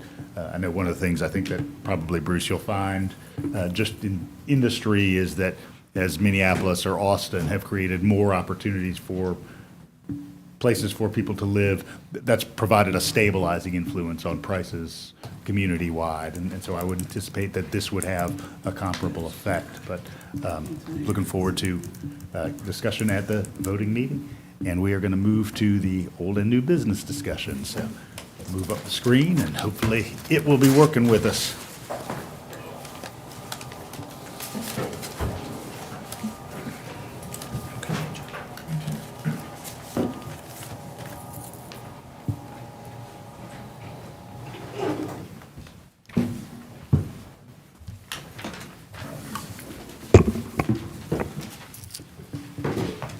All right, we had a couple of items that moved off of consent to discussion. And the first was item number 1. This is the Biosolids hauling and disposal contract amendment. Commissioner Myers asked that this be removed. Commissioner? Yeah, no, I just wanted to make a comment, and we can put it back on there. I just looked at this, and it talks about the new thermal dryer facility, which I remember hearing about 4 years ago when I was coming on. Commissioner Johnson probably has heard about this more recently here, but I was just like really wowed by the figures here that we pay for hauling off the, what do we call this? The biosolids, and also the increase in price. I, got out my calculator. Unless I've done my math wrong, there's been a 259% increase in price per ton since 2019. And they gave me some numbers in terms of like how much we're doing. I was just like amazed by that. And so will be, when we get this thermal dryer facility is just up and running, if I understand, which will reduce the amount of biosolids we have. But it just makes a point of how much money it takes just to take care of our waste here in Clark County. Anyway, that's all I have to say. We can put it back onto the consent agenda. Anyone else on number 1? Just one comment. That's why we need to support 100% renewable energy and stuff like that, and sustainability. Yeah. Want to go ahead and ask if there's any member of the public who would like to speak to old or new business, and that is items 4 and then 12 through 21. 4 and 12 through 21.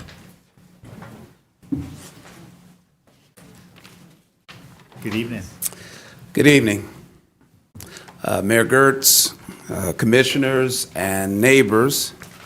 My name is Demetrius Jordan, and I'm here not just as the new executive director for Athens Land Trust, but as the embodied voice of the families, the taxpayers, and the neighbors who depend on us to keep the dream of stable, affordable housing alive in this community. So for 30 years, Athens Land Trust has been more than an organization. We have been a promise to hardworking families who want a place to call home, a promise to seniors who deserve to age in a place with dignity, a promise to the people of Athens that affordability and opportunity will not just be words, but realities. We recognize the concerns that have been raised, and we have listened, responded, and submitted a clear, responsible spending plan that ensures these funds, the ARPA funds, will be used to build the affordable homes Athens desperately needs.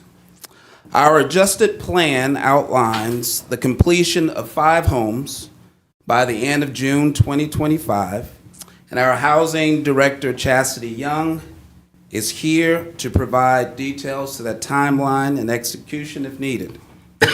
We are asking you tonight to approve option 2 and deny the recapture of these funds. Doing so will allow us to move forward without further delay and fulfill our mission of keeping housing affordable for Athens families. Taking these funds away now would not only stall progress, it would stall hope. Athens Land Trust has been a trusted partner of this community and this government for 3 decades. We have built homes, stabilized families, and strengthened neighborhoods. So let's continue that work together. Let's invest in solutions, in stability, and in the future of Athens. And we would love to be a part of any conversation where we could play a useful role in a public-private partnership towards providing more affordable housing. Thank you. Thank you, Mr. Jordan. Would anyone else like to speak to any item of old or new business? Again, that's 4 and 12 through 21. Good evening. Good evening. My name is Delmira Jennings. I'm a resident of the Shoal Creek Farms neighborhood, and I'd like to speak to item 21 on your agenda as a new item. Athenians carry a heavy burden, a heavy weight on with the energy burden when compared to the rest of the state and the U.S. Athens-Clarke County residents devote an average of 7% of their income to the energy bills, which is higher than Georgia, which is 5%, and the U.S. 3%. Why is it that it's 2%, or 2 times the rate of the U.S. that the Athens residents have when it comes to paying their energy bills? So, according to ACC's energy equity analysis, some of the lowest income neighborhoods spend nearly 30% of their income on energy bills. Residents with the highest energy burden, which is 17.5%, make an average of $25,000 a year.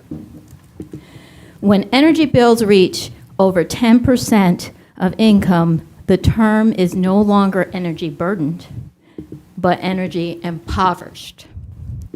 There needs to be a voice representing the people in this area, and the ACC Sustainability Office can be that voice as a coalition member. And I just wanted to state my support to have the ACC government involved in the IRP process when it comes to Georgia Power. Thank you. Thank you, Ms. Jennings. Would anyone else like to speak to old or new business? Evening. Suzanne Warrenfeltz, 175 Dunwoody Drive in Patrick Davenport's district. So I'd like to add my voice in favor of Athens joining the coalition of local government interveners in the Georgia Power IRP and the rate case. The citizens of Athens need representation during this process, and the ACC voice will be stronger coming from the coalition, right? And your support by signing document 21 on the docket here today will add credibility to ACC's voice in this process. Now, to explain why we need representation in the IRP process involves a little bit of background. So Georgia Power is a publicly traded company that makes profit and gives money to investors, dividends to investors. So its motive is to produce electricity, yes, hopefully at the lowest cost to its customers, but its motive is to produce profit to give to its investors. And this is, a conflict of interest that can lead to customers paying more than they really is necessary, right? Another point is that the income that Georgia Power makes is not subject to the free market. The way it works is that the Georgia Public Service Commission defines the rate that Georgia Power can charge its customers. And this is a process, the process to determine that rate is the IRP process. So here's a little bit more about the process. So every 3 years, Georgia Power submits an integrated resource plan to the Public Service Commission. And that plan outlines how Georgia Power will make electricity for the next 20 years. Now, they're only bound by the first 3 years of the plan because in 3 years they're going to make submit another plan. But, you know, it's a large document that has a lot of data, a lot of projections, and a lot of extrapolations that are all meant to justify Georgia Power's decisions on whether they want to retire or build new power plants, whether they want to use fossil fuels or renewable resources, and whether they feel like they need to improve the infrastructure. And all of these things go into determining what Georgia Power thinks they need to charge their customers. So the Public Service Commission, after they read this, Ms. Warnfeld, thank you very much. Oh, I'm Appreciate sorry. it. Yeah. Good evening. Good evening. I'm Laura Iyer, and I live at 1031 Hollyberry Lane in Athens. I am representing the nonprofit here locally called Southern Sustainability Institute. And I'm going to just kind of wrap up what Suzanne and Dale were saying. But again, we are supporting, this is for item 21 on today's agenda. And we want to give our strong support to our ACC's active participation in the coalition of local governments. And again, I have to give you kudos every time I see y'all. Thank you for the Clean and Renewable Energy Plan. And I looked at it today, and in this document where we advocate for clean and renewable energy for Athens, at least 14 times at being an intervener for the PSC, for the IRP process, or being involved with the PSC and strengthening relationships has shown to be a very important item here. So with that said, Athens, and we should be very proud of Athens, is in coalition with many other cities who are really giving a direct voice in shaping Georgia's future energy and a direct voice for our community. And for things like rates and making sure that our rates are not going to be unbounded. So last time they met as a coalition, and it's under your facts and issues document, they had a lot of wins, and we expect that they will continue to have a lot of wins, such as they saved ratepayers. They looked at things like net metering. They established energy efficiency targets, and we're probably going to be coming to talk to you more about this and really giving our citizens and our community a way to be more efficient so that we can save money. And because the rates are shown to go up, they were going up 3.5%. They're going to go up again, and so this is going to really start to hurt our community. And they have done other things like created a virtual power plant. And another important fact is gaining access to data. Georgia Power is very stingy on the data, and it's hard to make decisions and hard to decide what to do in terms of energy efficiency and be more renewable energies if you don't have data. So they have fought hard for Georgia Power to be transparent there. So these success benefit Athens directly by lowering costs. They reduce energy burdens, as Dale talked about, and expanding clean energy opportunities. But they didn't happen by chance. We must have this coalition because these local governments, and I've said it before and I'll say it many times, local is the game right now. And this is where things are going to get done in our local government. So I urge you to action and reaffirm Athens' leadership in advancing this affordable, clean, and community-focused energy, and also by supporting this coalition of local governments and Athens being a part of it. Thank you. Thank you, Ms. Iyer. Is there anyone else here to speak to old or new business? Commissioners like to take a break? Yes.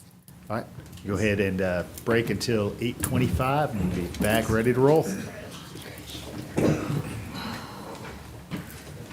hunting here.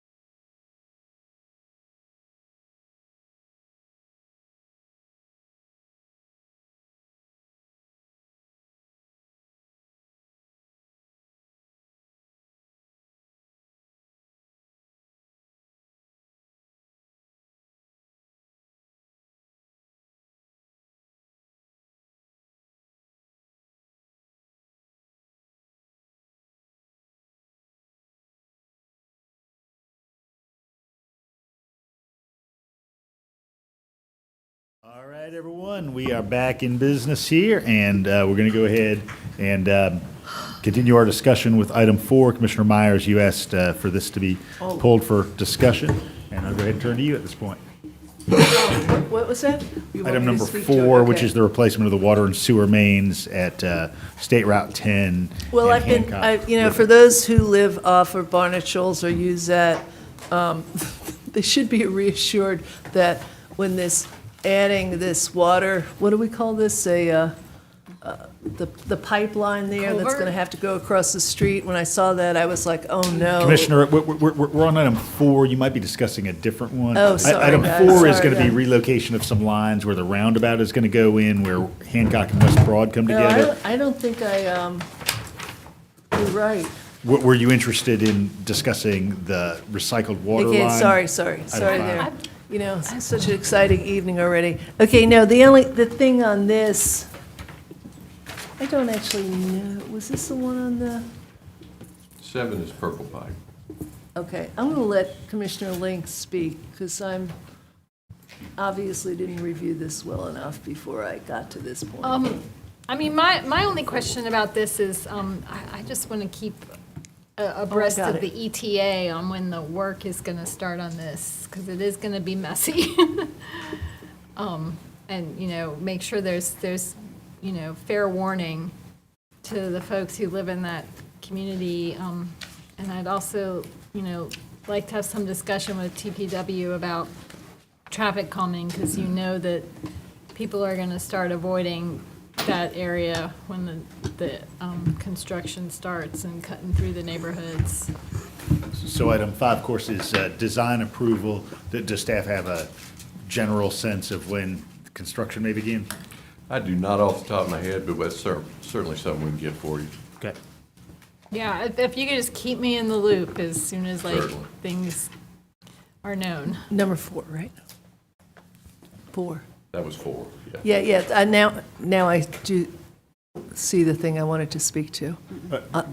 On which number, Commissioner? On number Myers? 4. On number 4. Go 4, right ahead. because as part of that, I just wanted to make that point, because when I was reading over that, I saw that we have to fill in certain certification that in this with the Georgia Department of Transportation, certifying that we are not a sanctuary city and that this is something that we do on a regular basis, because that's a state law. And I know there's a lot of, that comes up every once in a while, but there's a whole form and a process and state laws that we are certifying in order to get that we are not telling any of our local officials to not do anything. We're telling them to follow state rules on what we're supposed to be doing here in Georgia, and this is an example of that right in here, and I thought that was important to clarify for those who question whether or not we are following the laws. This is an example of where we are making it quite clear that we're following the laws as we are required to in the state. And to your point, each December, we certify with the State Department of Audits that we are in compliance with all of those components of state law. And some members of finance, myself, and the sheriff all signed off on that in the electronic portal, and we got confirmation via email if anybody would like to see that. You sent it out, man. I'd be glad to. I think you did. Oh, yes. I think you already sent it out. Yes, I remember seeing it, so. All right, we're going to go ahead and move to, you're okay with everything staying on consent? Yeah. All right, so everything's going to remain on consent. We're going to move to item 12 in new business. This is the ARPA funding recapture. You might remember this body last year approved thresholds at which we would consider some recapture of dollars that have been allocated to certain projects with the recognition that staff would be engaged with those ultimate recipients to ensure that if under the basic threshold, we would say recapture, staff would know, should we actually recapture these dollars? And of course, staff's recommendation is not to recapture these dollars. It's option 2, which would be to say, hey, we recognize that these nonprofit entities have a good and effective plan for expenditure of these dollars, and so we're going to let them go ahead and continue their work. So any questions about that, or? I had a comment, but no, now I'm good with the 2. Could we put this on consent, maybe? No. No? So I had Commissioner Fisher, then I'll turn to Commissioner Davenport. So, I don't remember, I know y'all had went and did some research, Andrew, so what we're saying right now, both nonprofits, they pretty much in compliance in what we're trying to get done, and what the expectations are from that. Is that what Yes. you're relaying to the commissioners? Staff has worked with both of those entities and are comfortable with their action plans to ensure that they make their targets in a timely manner. Okay. Was that, and I might have missed it, I didn't, was it not reporting? It was not in this document, or was it? Or was it? I thought there was information as an attachment. I might have missed it. About There's, They're in, I was just looking for the numbers. Attachments 2 and 3. Okay, I must have missed it. Okay, I'll take a look. I missed it then. I just not see it. I want to know what the action plan was. Commissioner Davenport? Yeah, that was Commissioner Fisher. I think the online, when you download it, didn't have the 2 attachment, but I could be wrong. But I'm now just seeing the 2 attachment. That's why I didn't want to put it on. That's why I did not want to put it on consent until. Yeah, okay. But I'm satisfied with what I read so far. But So everybody okay with it on consent, knowing that the action plans are there? Yeah. Yeah. Commissioner Myers? Yeah, I just wanted to thank staff for this, the chart that's on 25 to 40, which summarizes all the ARPA expenditures, was really helpful. And I'm assuming that those are things that you'll be updating.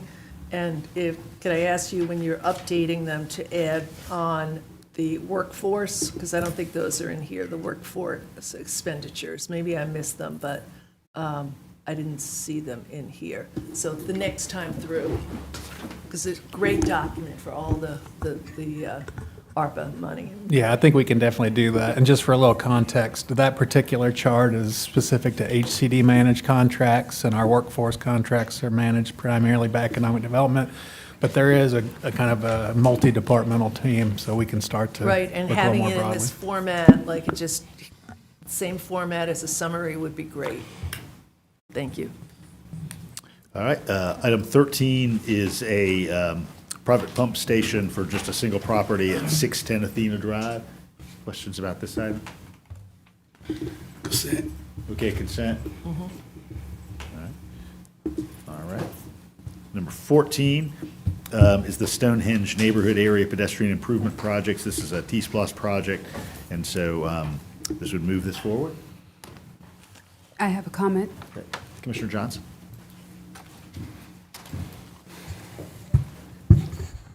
Okay, so I have several comments. I want to start with, I was out there over the last 2 days, and I noticed that speed bumps had been put up on the main street coming in, and so to thank staff for that.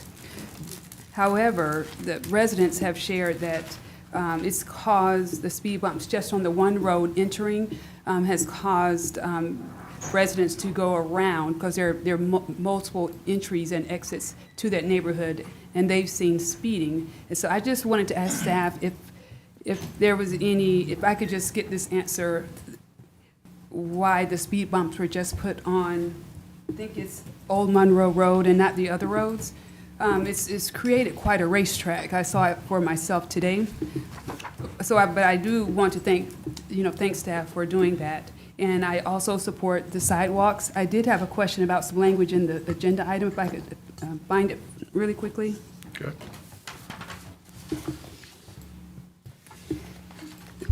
These are just, I want to understand and learn more about this process. So on page 2 under history, number 2, on June 7th, 2022, on-call design services is noted, and then there is a list of companies, and then on October 30th, 24, design and construction administrative services are noted again. Was this done twice? And there's a 2-year gap. Like, is there any context to fill in besides? I think I can fill in a little bit. Okay, great. The first item, that was the list of on-calls that was selected to work with us in this area that was approved by the mayor and commission, that group of 6 that you see there. Okay. When you flip over to item 8, when we sent out the request for interest from our on-calls as to whether or not they wanted to, bid's probably not the right word, but those were the 4 that submitted proposals to us out of the 6 to do this Okay. work. Okay, That's why it's a different list. I get you. So this is the list that was approved, and this is the list that applied or Yes. submitted. For this Thank you. specific project. Yes, Okay. ma'am. I do support the sidewalks. I have a question that relates to going back to the speed bumps. The speed bumps, I noted, were not the full width of the road. And it was so obvious, like it was very awkward, like you can actually drive your car around a speed bump. And I was curious if that was allowed because the sidewalk project was coming forth eventually anyway? Or was it just, was there a funding reason why it was cut short? I mean, they're not wide. There's a full, maybe 2.5 feet on each side of the speed bump. I'm gonna have to find out specifics. Now, what Okay. I know generally, but I'm not aware of these specific designs Okay, at that location. Generally, you've got gaps on the edges for a couple reasons. One, if you've got water flowing in your curbs, that you don't want to stop that water and block it up by Right. going all the way to the curb. The other reason they typically leave, a few feet on either edge is for bicycles. So the bikes aren't having to go over the speed bumps, and they've got an area on the outside edge to travel in. which I can take a picture, and would that be helpful, just email it to you all? Sure, and I'll talk traffic engineering. Okay, that'd be great. And if there's any funding for adding a speed bump or two on, I think it's Sartain Drive, that's the racetrack. It's unintentional, the racetrack, but it's where everybody's cutting through to get out and not go over the speed bumps. Okay. But the residents say thanks, they're very pleased. Anything else? Knowing that staff's going to provide that, should we put this on consent? Yes, I'm satisfied. All right, we'll go ahead and put 14 on consent. All right, 15 is the calendar year 2025 pavement maintenance project contract award. And of course, we're still waiting for a final price on this. Any questions on this one? Mayor, a quick question. Would that Yeah. be part of our, when we start looking at the budget, would that be part of our budget when we start looking at the budget? So for that? these contracts are always kind of unusual because they come on a calendar year rather than a fiscal year, Okay. but we account for it in the prior fiscal year's budget. Okay. Number 16, while government operations is continuing to work on a unified leasing policy, this extends the lease rate for nonprofits to $1 a year for the coming fiscal year, FY '26. Commissioner Davenport? Yeah, put it on consent, but I was gonna ask, and I should have sent you an email, can you send that to LRC instead of GOC, because we have a heavy workload? I know, Kara, I'm sorry. But we're a little at the finish line on that topic, and we brought it iteration to this body last year that was struck down, but we had other topics to come up to push that back. But I think we're close to the finish line, and I'm just asking, instead of extending it, and can you send it to, does LRC have the capacity to take it on before? I'll tell you, I'll do this. I'm going to talk to Sarah George, and I'll look at the relative workload, and if it's just more convenient to move it to LRC, we will do that. Now, I will also say, I would recommend this action, just given that this has been a challenging thing to bring to fruition, and this would give us some breathing room. So if our colleagues in GOC, I think we can tackle it, but for me, extending it another year, because I spoke with most of the leases, I would like to put it off consent and possibly just extend it till December, because there's only like three leases that have some concerns, and I met with one of them who lives in my district, or talked with one of them, and it really has to do with how we classify properties. Like, for example, why are we maintaining the telegraded house instead of allowing a nonprofit to take over that entity itself. So, I know, it's a lot. We can definitely follow up, and certainly any commissioner could propose a commission-defined option that would have the horizon be middle of the fiscal year rather than the fiscal year. Okay. Commissioner Thornton? I didn't think this would really be an issue at all, and because I don't think we will ever get to the fairness of those nonprofits who paid all those years. Attorney Drake has already said we cannot go back and either, give them money back for those years. So you'll never, ever, it'll never get caught up. So I don't have no problem wherever it lands at, but I don't think I'm always going to try to remind folk that those groups of color paid money when those groups that were not of color were at zero. So you show me how we fix that equity and make that right. So that's my thought. This should be a done deal at this point. Now, I would be interested in the pros and cons of if we charged. What would that look like if we did charge, and how we charge? I think we sent the wrong message. Oh my God, that got so twisted before. So, but my belief is that those groups that paid all those years, we need to make them whole, no matter what we decide to do. Commissioner Johnson? I would be curious in a scenario where we evaluate the market rate of the said location, and like realtors do, there's a price per square foot, and that's a very systematic process that doesn't allow any favor to any agency. It's if you want to be right in town, right downtown, of course, the price per square foot would be higher, and that's just that would be an evaluation that someone can come in and do, and to determine a price. I would be curious for that. Certainly, the substantive questions we'll work through committee, and then we'll come back to us. I mean, really, now is just the time to decide: are we going to provide no additional months, 6 additional months, or 12 additional months? That's really the question in front of us. Well, the 12 additional months until you tell me. But I do want to share that. I've got Commissioner I'm Link, sorry. and then I'll I'm return sorry. to you. Commissioner Link?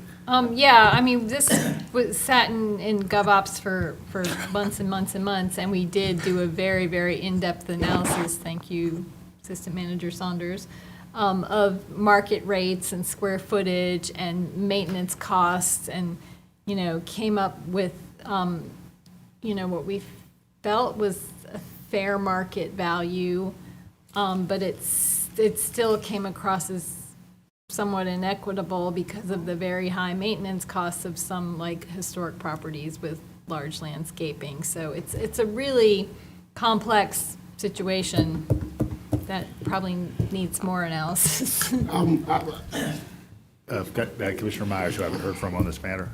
Yeah, I'm ready to vote on the agenda item as it comes up. In terms of sending it back to committee, it's really clear to me that there was a lot of complexity in this, and knowing how long it took to discuss invasive species before we got down to making an ordinance on it, I would be reluctant to have it leave the Government Operations Committee for efficiency's sake, because I think it could take a whole lot of intensive work from the LRC, because we'd be starting from scratch, or at least I would be. I might set up a cornhole game to determine yeah, this. okay. We'll figure it out. I think GMC can get it done by the end of the year. We just got 3 major items that, and I made a mistake with this month's, because I thought Melissa Link was going to be gone and we didn't have a quorum, because I was not going to be there. But anyway, the issue is, according to our attorney, we can't do $1 rent anymore because it's considered a gratuity. And with shrinking revenues and increasing costs of maintaining these buildings, it's costing the county hundreds of thousands of dollars to maintain these buildings. And for me personally, this is Patrick, this is not GOC, who decides, it's ultimately us, but who decides which entity get to use these facilities? And why do we charge that entity that amount of money, $1 or $0 or $20? Even with our quasi-judicial, quasi-governmental, and even with the smokers den, why do we charge them that rate when other entities in our community don't get that benefit? But from my standpoint, it is more of a fact that it's not equitable, even at $1, that the county is spending a lot of money maintaining these buildings, and just the balance is just not there. I get it. There's some nonprofits like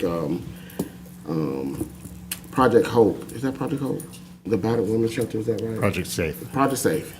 Project Safe, they do provide a public benefit in helping people in our community, but I hate the word, but at the same time, just we have to come to a consensus and agreement and understanding that we're literally losing money maintaining these facilities. I think Assistant Manager Saunders had a observation. I've been on this rodeo a few times. Been through this roller coaster. And I think I don't know the roller coaster has ever stopped since you've been with us. I think, thank you, Mayor. What I'm hearing is a lot of conversation that does well in committee, but I did want to offer a quick insight on timing. So staff has recommended a year renewal, and there's two reasons for that you might want to keep in mind as you come to a decision. The first is, once a policy is established, there is the process of getting it back onto an agenda with appropriate amounts of public notice, and that usually is going to run you 8 to 12 weeks. So if you shoot for December, you're really giving yourself kind of a late September, early October timeline. And then more importantly, these entities work with fixed budgets, as we all do. And so if we are going to be communicating some expectation of rent, I think giving them a little runway so that they can look at their annual budget, whether it's on a December fiscal year or a July, is a courtesy you all might want to consider. Thank you for that. I appreciate it. All right, we'll see this in a couple weeks. All right, item 17 really sort of follows on from our general fund budget in this fiscal year, in which we built the budget with an increase in rates at the parking decks from $1.50 to $2 an hour. And this, of course, extends a free segment from a half hour to a full hour as well. And then, as you see in the executive summary, this avoids an $80,000 investment in the coin handling equipment. So we're talking about full dollars and not part of a dollar. No quarters. Consent. Everybody okay with consent on this? All right. And 17 is, I'm sorry, I got one question. And this is not germane to this topic, but our service workers, they were brought up in the past, you know, the people who cook the food, who serve the food, who serve the drinks, they still have to pay for parking. Can we designate, is it possible ADDA, working with ADDA, to designate a parking spot just for our service workers so they can, just... I'd make two notes from a public policy standpoint. One is that some employers purchase parking for their employees, as part of their compensation package. The other is that if you are interested in free parking downtown, it does exist. You just need to be savvy enough to find it. And there's quite a bit just north of Doherty Street. Okay. All right. Everybody okay with consent? Yeah. All right. Moving on to 18. This is the periodic audit by our Office of Operational Analysis of the Housing and Community Development Department. And I don't know if Auditor Hassemer, if you want to introduce this item for any questions. Thank you, Mayor. Yeah, I'll be real brief. I would just like to thank our staff and operational analysis, as well as the cooperation from Housing and Community Development staff. At the end of the day, over about a period of 4 months from start to finish, we were able to put this together and came up with about 4 findings of significance, that of those 4, HCD either agreed or partially agreed to all of them and provided strategy for implementation. So happy to answer any questions. Commissioner Johnson. What struck me curious, and it was a well-written report and well-researched, so great job, is in recommendation number 2, the response was partially agree, and it states, "We do not see the need for a formalized written agreement." And it's not your writing or your office's work, but I see that as a critical failure of responsibility. I made a simple mistake just last week. Because I didn't know, a policy. It's not written down. And we could help our entire organization by clarifying things. And I just didn't like that partially agree, but for the fact just that we don't think it's necessary to have a policy in place. So it's just feedback for the listening audience. I support policies, procedures, clarity. I don't like to make mistakes. And there are assumptions built in when you don't have things clear. And so I just wanted to make that point. And Commissioner Johnson, I would certainly agree from our office that, SOPs and written directives are certainly the way to go, I think, in most situations.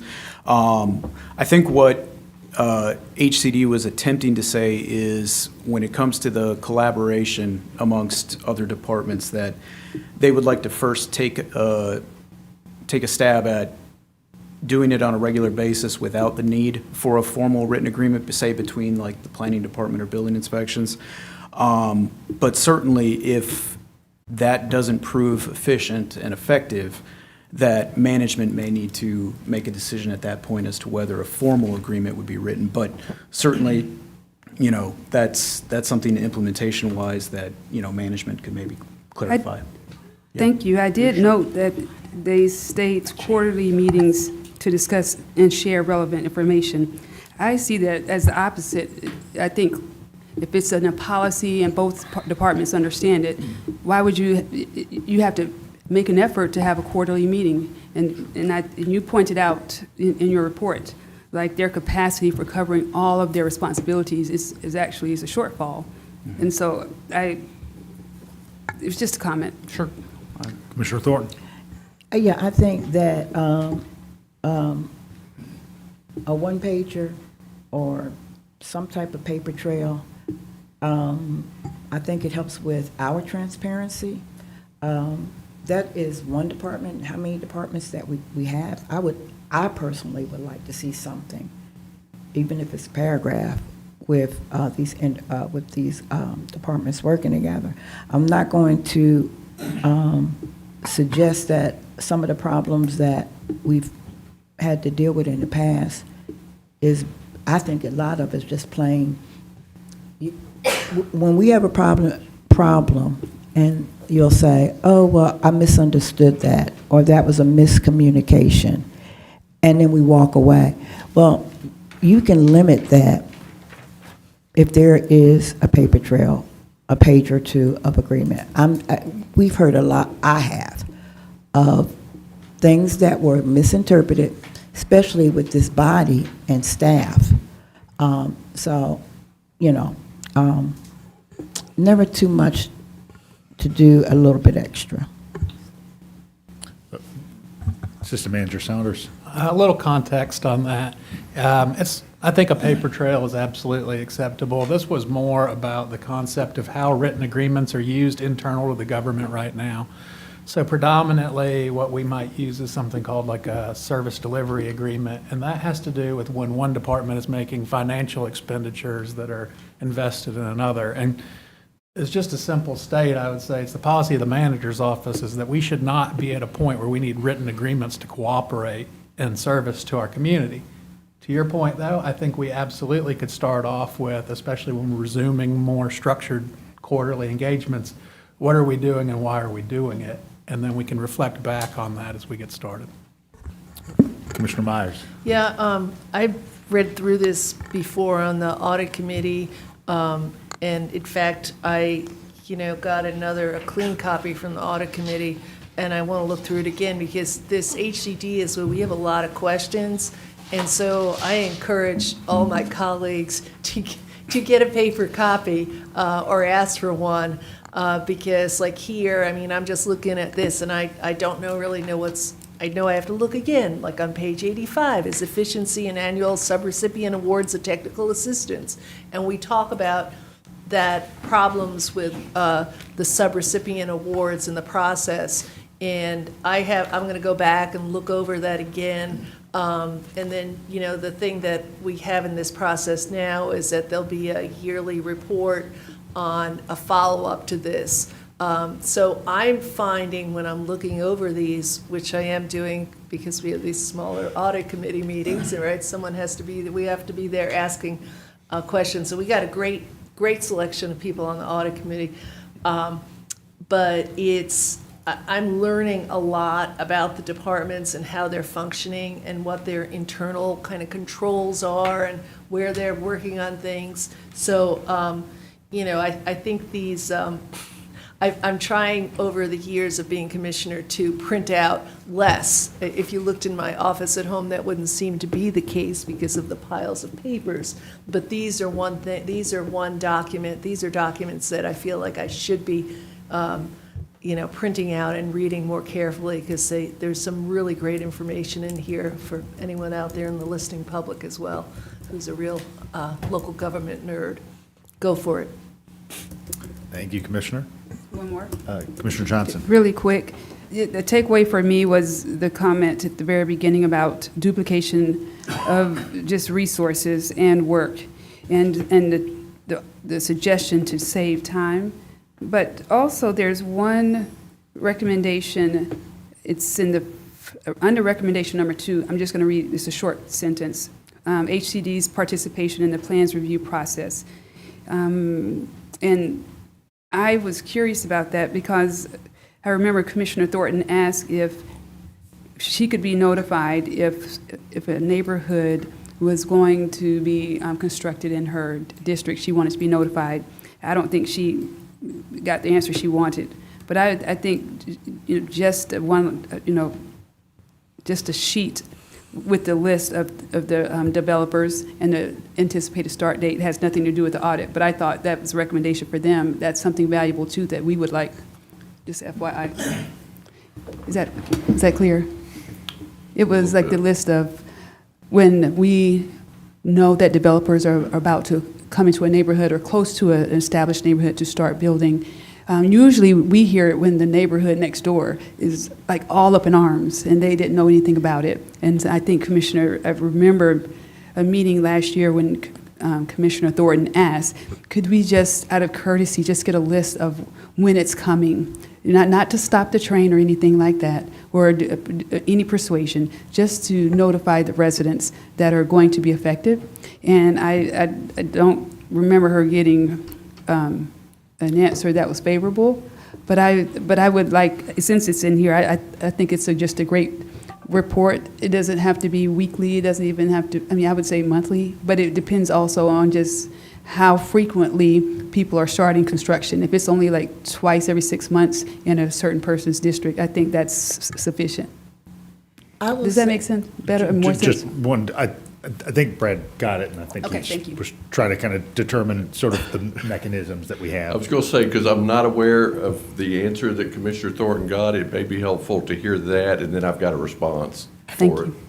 I didn't get an answer, so that's clear. But I think in our discussion, I was told that there are alerts that people could sign up for. Now, for me, I would rather get an email. I just would. If that's extra work.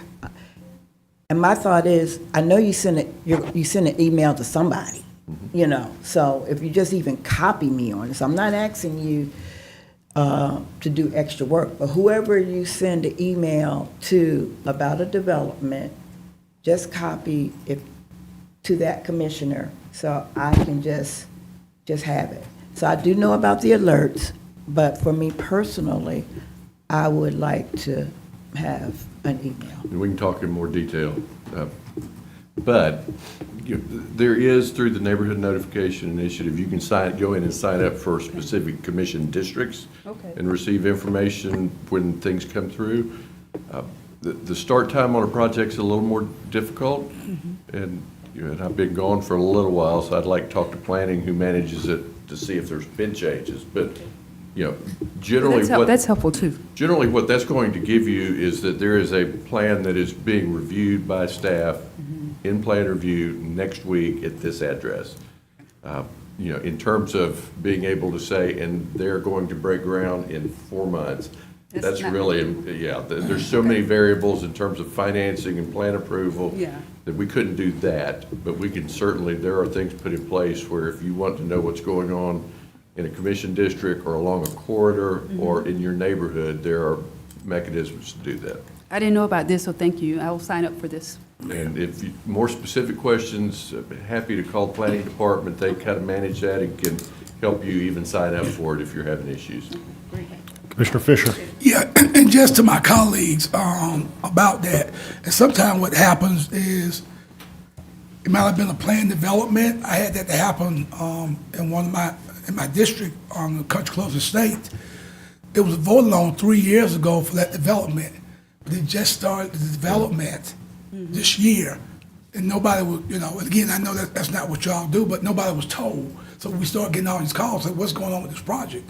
So then when I inquired about it, planning department said, yeah, that was voted on 2 or 3 years before you got on commission. So some of those developments starts, to Brad's point, 2 or 3 years down the road, where if you weren't on the commission, you wouldn't have had no knowledge of that. Right. So just, and then the alert works. I get the mayor signed me up for the alerts, so I get those now for what was actually for all the Clarke County. I get for all. So how I did so. Commissioner Thornton. And I do think the alerts are very effective, and but when I became a new commissioner, which was 6-7 years ago, I didn't know about no alerts. Nobody said this is a tool. So if I don't know there's a tool, I can't tell my constituents or show them how to sign up for alerts. So I think it's, if you just tell me what I need to know, I can go from there. But if I don't know, and there were other commissioners that did know about the alerts, because I think that's how the conversation broke about the notifications. So I think I signed up for something. I'm getting it wrong. I'm getting the crime one now, so I know when the crimes are happening. We'll get you right tomorrow. Okay. Should we accept the audit as a consent agenda item? One more before we move forward. Yes. One thing that we did not, I thought about it, and actually I was told today that I was not aware of. I understand that when we get ready to do reimbursables through our HCD, that we can't do like direct deposit to those agencies. And again, maybe that's something we may want to take a look at, why that doesn't happen. There've been on occasions where a check was sent to a nonprofit, it got lost in the mail. Then you got to wait 30 days for that. You don't get the check back to void that out and cut another check. So when we're looking at efficiencies and everybody does direct deposit now, is that maybe something that we can look at from an HCD or from a finance? I'm not sure where those funds come from. Well, now we can look at if the nonprofit can accept direct deposits, would that be something that we might want to take a look at? So, Is that kind of electronic transfer? yes. Yeah. All right, everybody okay with accepting it on consent? Accepting the audit report on consent? Yeah. All right. So 18 is consent. 19 is the proposed increase to Clarke County Health, environmental health fees. Of course, the Board of Health is a state agency and have a lot of regulatory authority over septic tanks, things like tattoo parlors and restaurants. So they're sort of part of the plans review process. But the local government has to accept a fee schedule. And so this is a fee schedule that's consistent with those in adjacent counties. Consent. Consent. Are you okay with consent? All right. 20 is a VAWA grant for the solicitor's office. Consent. Consent. Yes. Consent. 20 is consent. And then 21, as some members of the public spoke to, is just continuity of the Athens-Clarke County government as part of a coalition of local governments that intervene in this sort of recurrent rate structure discussion that happens with the Public Service Commission and Georgia Power every 3 years. Consent? Commissioner Myers? I'd love to put this on consent, but I think, I think this is one action where we are like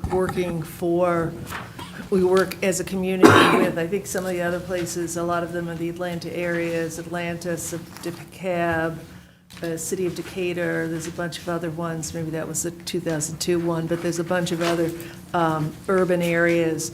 And so in this coalition of local government interveners, actually, we are going in this powerful, like, group to say to Georgia Power and the Public Service Commissioners, hey, we want someone watching out for the rates, because not only do we pay rent, but we also pay utilities, insurance, car insurance, everything else. And this is a way that we as a government can have an impact on our utility fees, and also advocate for energy efficiency and for residents and so forth. And that's, I think, particularly important because we have all these data centers coming to Georgia that are like need a lot of energy, and they're getting a lot of attention, and they have a lot of power behind them.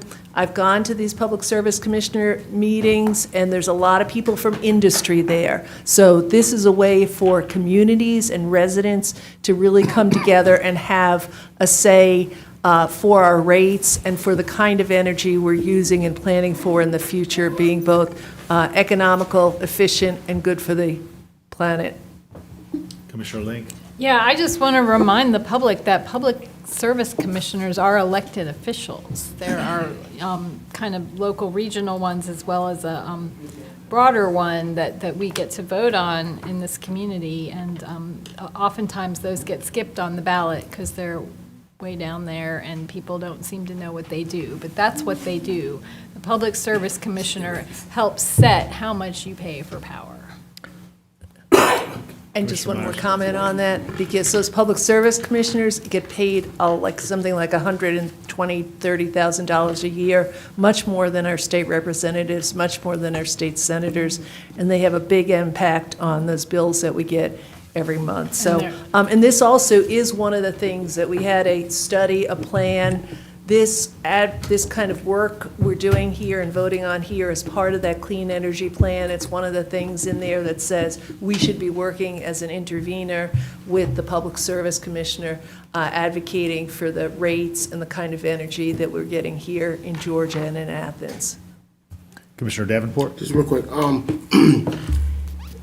Ed Myers may have mentioned this, but when is the next PSC election? I know it was postponed for Supreme Court of Georgia, postponed it or something. It was supposed It's to be this autumn. This autumn, okay. This fall. You want to run? No. Oh, no. Everybody okay with this on consent? Yes. All right, motion to adjourn. Yay. All right, got a motion from Commissioner Taylor, second from Commissioner Fisher, all in favor? Aye. All right, thanks, everyone. Hope you have a good night.